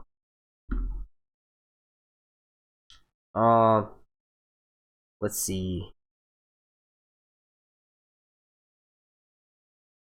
Do you think the Hound has a super big purpose? Yes, I actually did a video last year, 1 month after the season ended, where I said Sandor Clegane is Azor Ahai. Now, when I say Azor Ahai, there's like 5 people that fit that role. Okay, Azor Ahai had a company of 12, and I do think that that's going to be mirrored when Jon Snow goes to Eastwatch by the Sea this season and north of the Wall.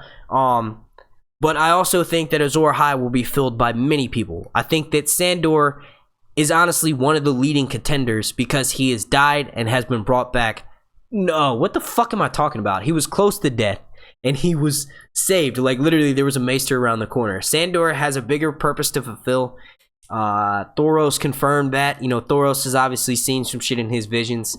I'd say Jon Snow, Daenerys, Sandor Clegane, and just for good fun, Jorah are the leading contenders for Azor Ahai. There are many of them, but the leading ones are Jon Snow, Sandor, and Daenerys.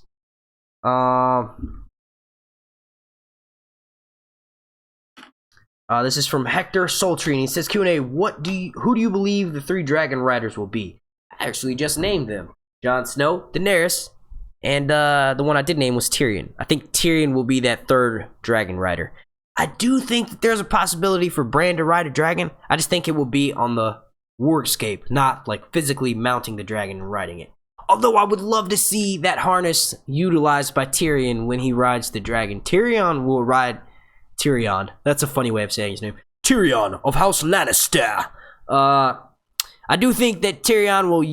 I said it again! Tyrion will utilize his mount making skill. Like, he'll make a saddle. I hope he does that for Daenerys, because they're getting so big, it's like, you kind of need one, like, at least with some reins on it. You know what I mean? I would love to see Drogon hop down, and it doesn't look like he does make a saddle, because we've seen clips from the Field of Fire 2.0, and it looks like she doesn't have a saddle on. Now, real quick, I've seen several people in the chat telling me that Tyene, the bad Posey, is still alive. Well, fuck her. I hope that she dies very soon. I thought we had officially rid ourselves of the Sand Snakes.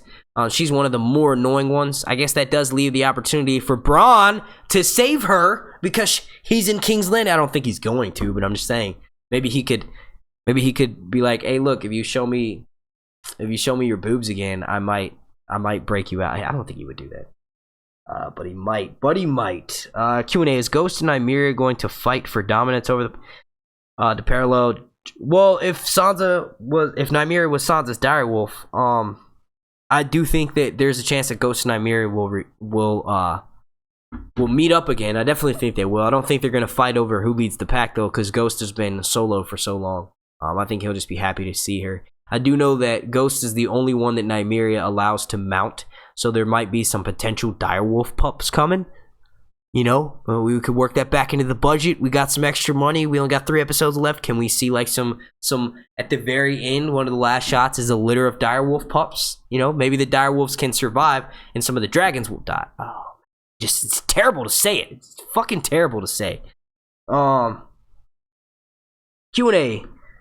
How will Ice Dragon come into play, and who? There will be no Ice Dragon. There will be a White Dragon, there might potentially be a White Dragon, which would be one of Daenerys' dragons who were recently killed, brought back to life. There might be one of those, but I don't think we're going to see a Ice Dragon come out of the wall.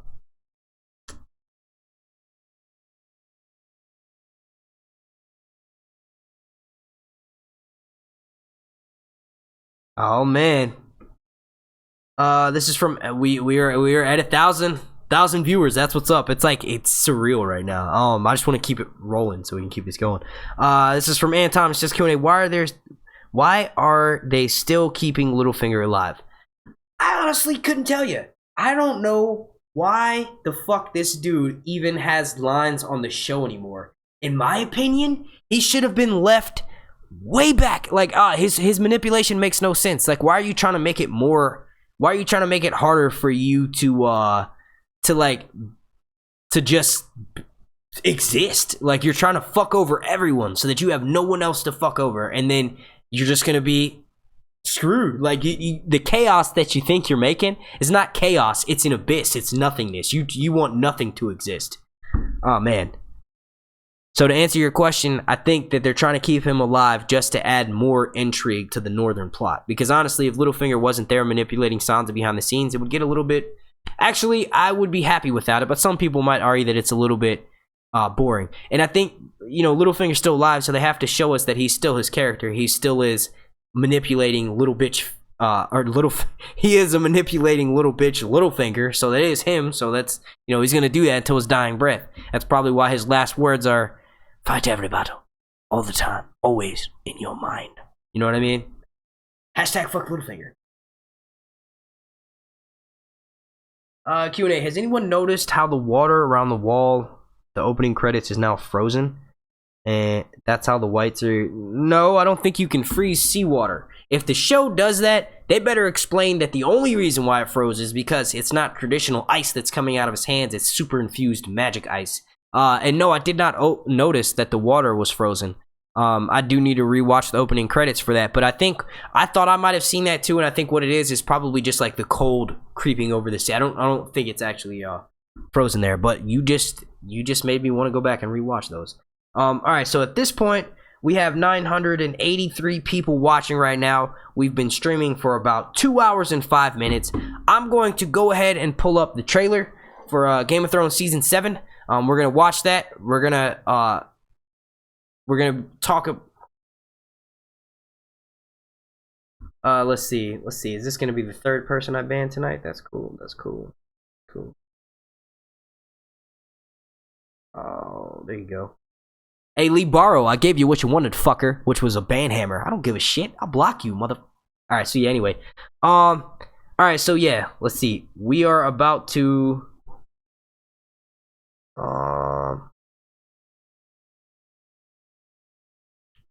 We are at 991 people. I'm going to answer one more question, and then I'm going to bring up the trailer for episode 2. We're going to discuss that for a bit, and then I'm going to sound off. But before we do that, like I said, I've probably another 30-45 minutes, maybe an hour. I have 1,000 people watching right now, and I don't want to leave that by any means. All right, so this one's from Logan Howard, and I don't think I've answered a question from him before, and I love this question. It says, Q&A, will Jon bend the knee? No. Will Jon Snow get on his knees? Yes. What I mean by that is Jon Snow, as of himself, will not bend the knee. The dire situation will make him the second Stark who bent the knee. I don't think that he'll do it at first. I think it may take like a second or maybe even third encounter with Daenerys. Maybe before Daenerys officially helps him, she makes him bend the knee and crowns him Warden of the North, basically taking it so that he's not rebelling against the crown anymore. He's no longer the King of the North. He's a Warden of the North. But I do not think that it's in Jon Snow's character to bend the knee. Let's see.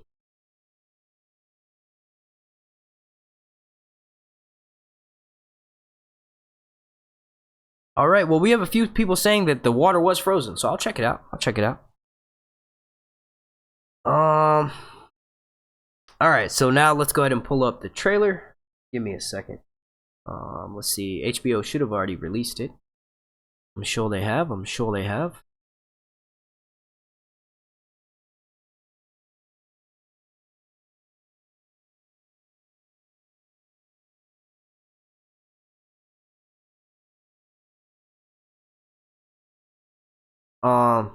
Oh, yes, they did. All right, cool. So let's pull it up. I fall in love. Oh, they released a few. Oh wait, I clicked on the wrong damn thing.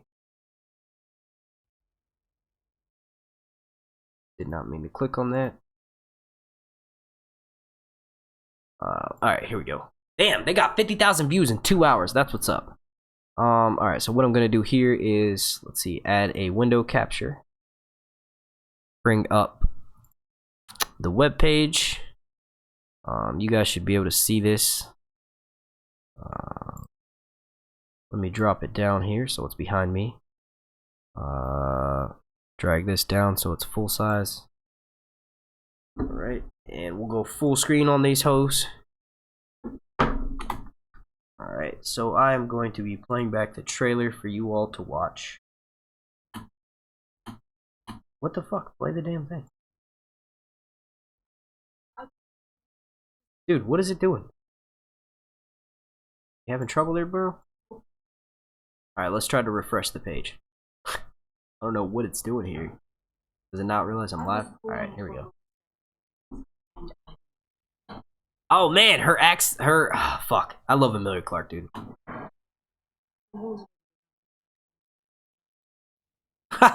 Cersei's pretending she's Rambo. You drew first blood. That's an It's Always Sunny shout out.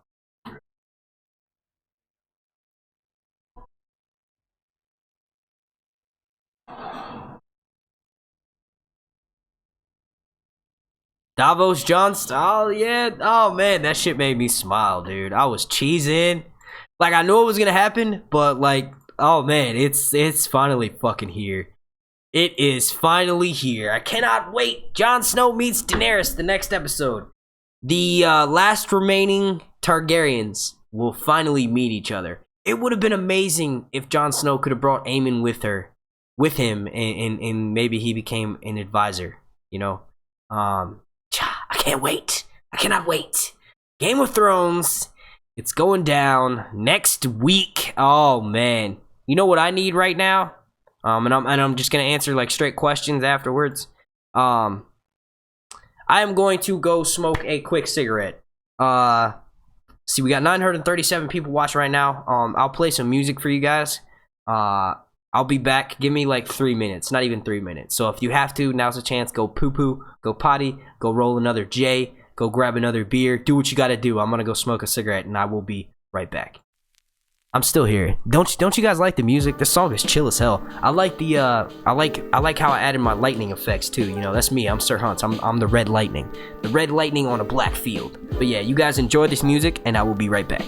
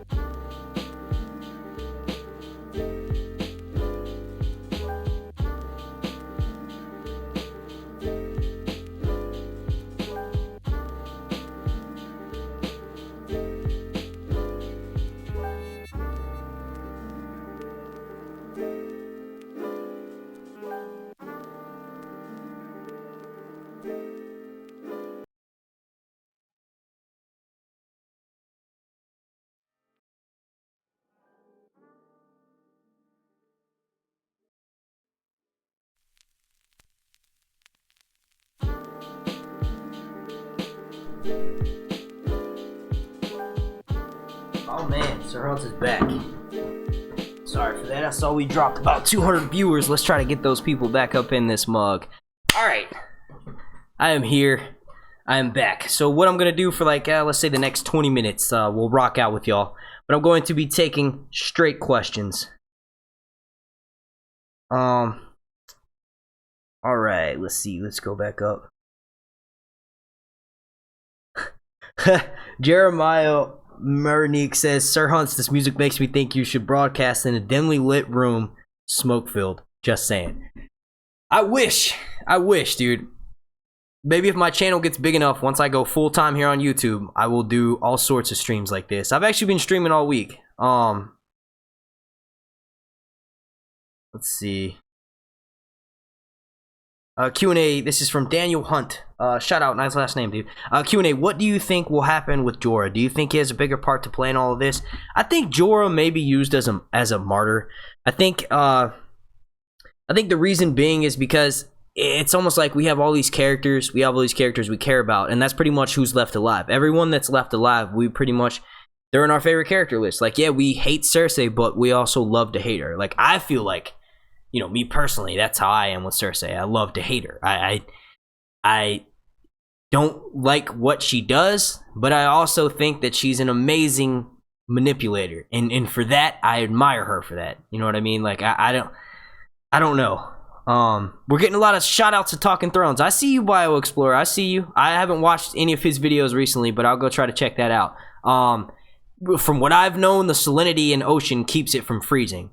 Otherwise, for the most part, obviously it can have a thick layer of ice on top, but underneath it's still fluid the whole time. And that's because I think the closest layer is obviously to the surface where it's below freezing. They will freeze. So yes, it is possible in a way, but honestly, ships can break through that. There's still water underneath. Oh shit, I missed. Okay, so Jorah and his role. Honestly, I think since we're at the point where we care about all the characters that are left alive, I think Jorah might be one of those second tier ones where he could die, but his death means so much more to the story. Like, it drives the story forward. I would like to think that that's how all of these last couple characters' deaths are going to be, but I don't think that everyone's going to end up that way.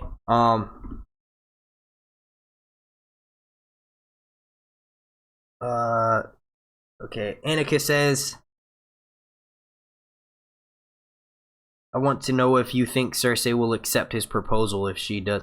No, I don't think she'll marry him. I think she will accept his proposal. We do see that her and Jaime are doing some more twincest in the trailer for next week's episode. So I think that pretty much answers your question right there. I don't think that I think that she might pretend like she's going to accept it, but they're both going to betray each other. It's just a question of who's going to do it first. Euron is obviously not going to want to marry a queen who potentially can't even carry an heir anymore, and who doesn't have 3 dragons, and 100,000 screaming rapist warriors who can do backflips from horse to horse. I obviously think that he knows in the long run Daenerys will win, and he's just trying to...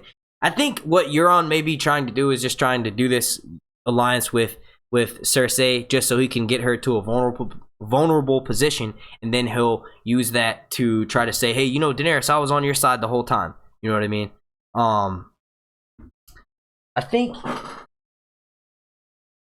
I definitely don't think that she's gonna marry him, though. Let's see, Q&A. This is from Whitney, and she says, do you think Gendry might be in Old Town and Sam will find him? No, I think Gendry is in King's Landing.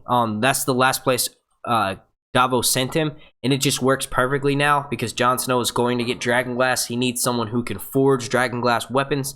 Davos, hey, right across the pond, there's someone who worked for the greatest blacksmith in all of King's Landing, and I know he hates Cersei. Let me go grab him and recruit him. I don't think he'll be in Old Town, though.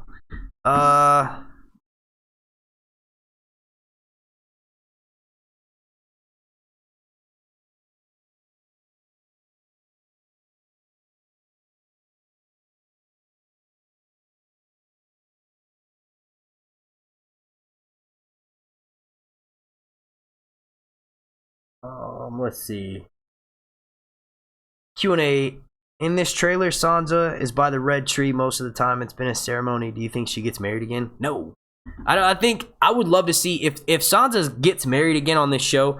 I would love to see her. I don't know why I just did that. I would love to see her marry Tyrion.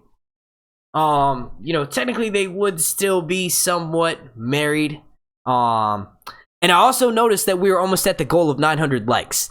If you guys already haven't done so and you're watching right now, please slap a like on this, as it greatly helps out my channel, and it's free. We jumped back up about another 100 viewers. We're at 763. Let's see if we can hit 1K again before we call it a night.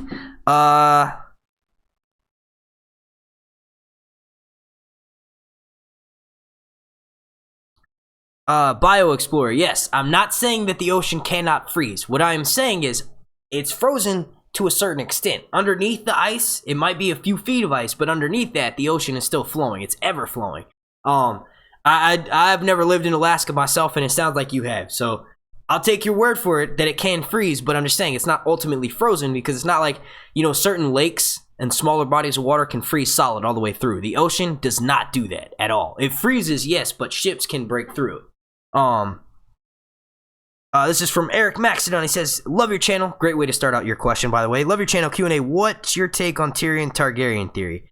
Jon, Dany, and him were all born in blood. Tywin's dying words to him is his fondness of dragons. No. Tyrion, I do think that Jon and Daenerys and Tyrion will be the riders of the dragons, but I don't think that Tyrion is a Targaryen. I do think that Jaime and Cersei in the novels have the potential of being the Mad King's son because he took liberties with Joanna Lannister on her wedding night.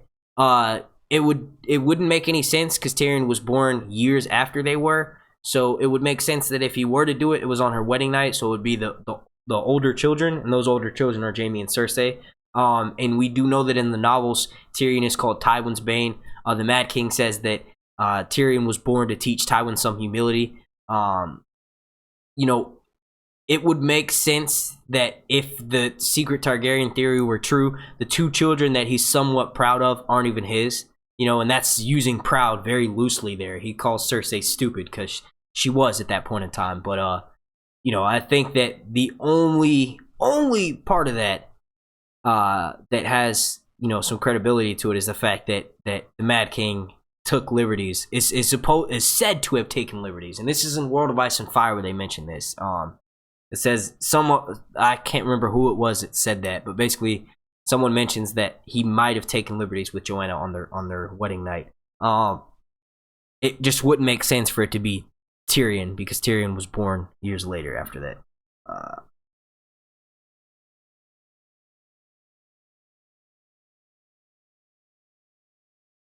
This is from Jeremiah Marinique, and he says, Q&A, if Sansa marries Littlefinger and then kills him, will she become acting Lady of the Vale until Robin Arryn comes of age? I think that the only way for her to become Lady of the Vale is if she married Robin Arryn himself. And there's that is probably what's going to happen in the novel, so I think that may happen in the show. But as of right now, she's acting ruler of Winterfell. She's the acting queen in the north. She ain't going nowhere. I think she will...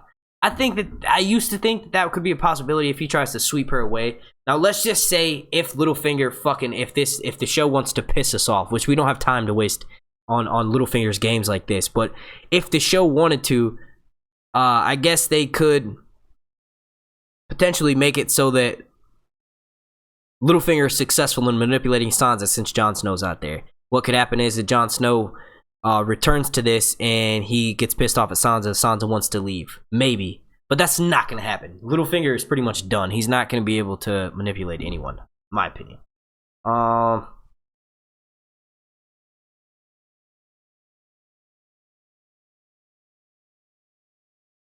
Rob from downtown Q&A, do you think Dany will kill Varys this season? No. I did initially when the episode first started, but he backed himself out of that rather quickly.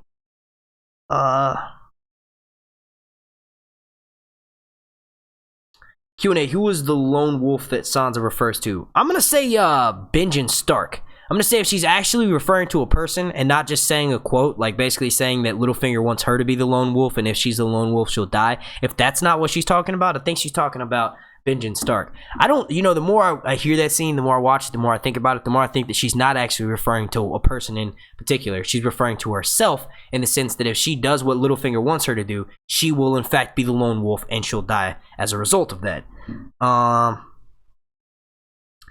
Q&A, Mountain Hound reunion? Are you talking about Clegane Bowl? Yeah, potentially. Sandor will be going back down south. We saw him in the initial trailer release for season 7 that he is in a sunny climate and he draws his sword. He unsheaths his sword. The only person I know in a sunny climate is the mountain. I wanted to say Franken Mountain, but I couldn't think of that. I'm not saying he's drawing his sword to fight the mountain. I think he's drawing his sword to fight a white, but I'm not. That's all I'm going to say about that. But I think it's a possibility. Maybe like a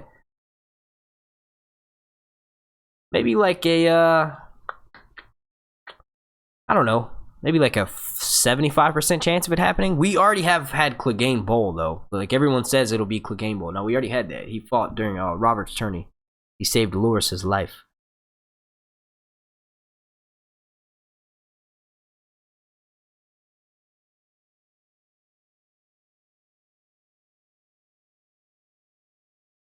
Let's see. Do you think... Q&A, this is from Arya Singh, and she says, Q&A, do you think in one of the final battles later on in the series, Jaime and Brienne will be forced to fight each other because of the last lines they spoke at River Run? I don't think so. The last we hear of Jaime and Brienne in the novels is Jaime is led by Brienne to a place where Lady Stoneheart could potentially be, and that leads us to believe that she may betray Jaime. I think the show could do something like that, where maybe I don't. It's just really reaching here. Put on your tinfoil hats, but maybe Sansa. Maybe that same role happens, and Sansa is in that place, and Sansa just wants to kill Jaime. You know, I don't really know. I don't see them fighting each other, but I think that there could be something similar to what happens in the novels, and maybe Cersei pushes Jaime far enough away where Jaime's like, look, I need to go join. Maybe Jon Snow is still north of the wall at the time. This is really reaching. I don't even know. I don't see them fighting each other. I know you said it's later on in the series, but I think once we get later on in the series, Jaime will officially be sided with Jon Snow, and hopefully he'll be fighting some White Walkers. I'd love to see a southern boy up north fighting some White Walkers. Or maybe if the White Walkers get far enough down south, maybe he'll fight them down south. I'm pretty much a northern southern boy. Like, I was born in Philadelphia. I lived in Philadelphia till I was 2. Moved to Detroit. Lived there till I was 6. My dad came and got me from there. I moved to D.C., then to North Carolina. And I've been living in North Carolina, D.C., and Philadelphia since 97. Like, I went to middle school back in D.C. Then I came back down here. Then I moved to Philadelphia for a year. And then I came back, and I've been down here ever since. But yeah, so it would just be cool to see a northerner or a southerner fighting in the north. Q&A, what do you think happened to the Shame Nun in the mountain? Well, I think the mountain may have gotten some ass that night. Some shame ass.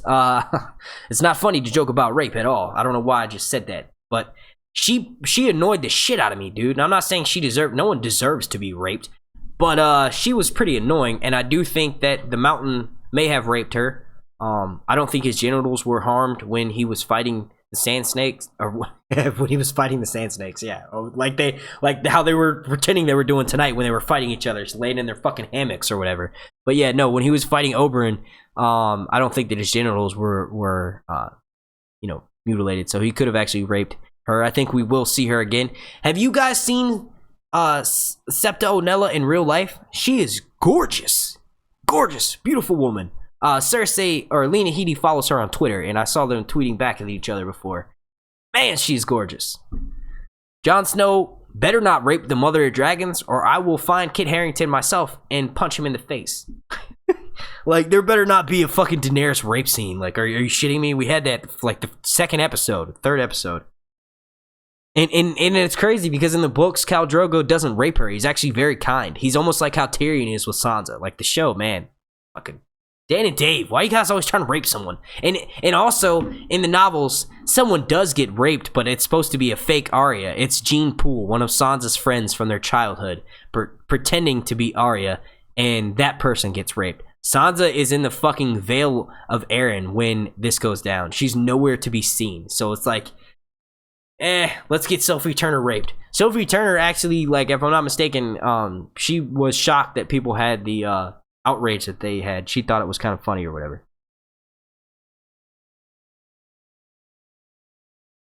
Oh, Smokeahanas, you got him before I did. That's what's up. Because I was going to that right now. Like, don't spam the chat, dude. Like, we're just chilling here. Everybody's just chilling here. We're having a good time. Mark's been talking Game of Thrones for like 2.5 hours now. I will take 3 more questions. 3 more questions. So if you want it, get it in now. Get it in now.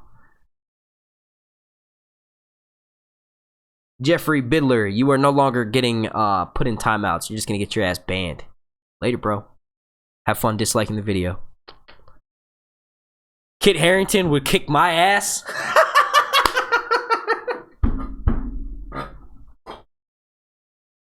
What? Oh man. Are you shitting me? You said Kit Harington would kick my ass. The 5'6", 125-pound fucking lightweight motherfucker would kick my ass. If you say so. You say so, man. Pretty sure I would snuff his ass out within like 3 seconds. But I wouldn't fight him. It's fucking Jon Snow. But yeah, trust me, he would get snuffed the fuck out. I got about 100 pounds on him and like almost a half a foot. And I'm not saying size is everything, but I'm a pretty bad man. Let's see. I'm gonna answer Taz's Q&A because he put siren lights as an emoji. I like that. Let's see. Taz Madison says, Q&A, can you please make the connection with the Dawn and the Sword Dawn killing the Night King? I don't think there is a connection there. You mean the War for the Dawn? A lot of people think that damn sword has some special abilities with it. In the novels, it does. It is a glowing sword made from a meteorite rock. In the TV show, it's a fucking... they're probably just gonna say it's Valyrian steel. And, if there's anything special with it, I think that it is down in the Crypts of Winterfell. I don't know if Ned actually went to take it back to the Danes in the TV show. I think it may be down in the Crypts of Winterfell, laid to rest.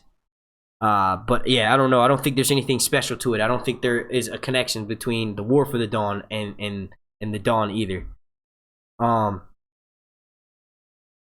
All right, we're at 841 likes still. Let's see, we're at 763 people. Let's try to get to 900. Let's try to hit that goal, that 900 like goal, please. All right, me picking through.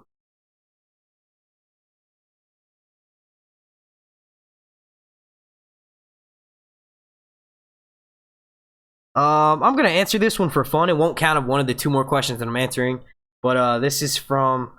Shit, where did it go? I didn't even see the user's names, but he says, what size were the girl's tits? I'm assuming you're talking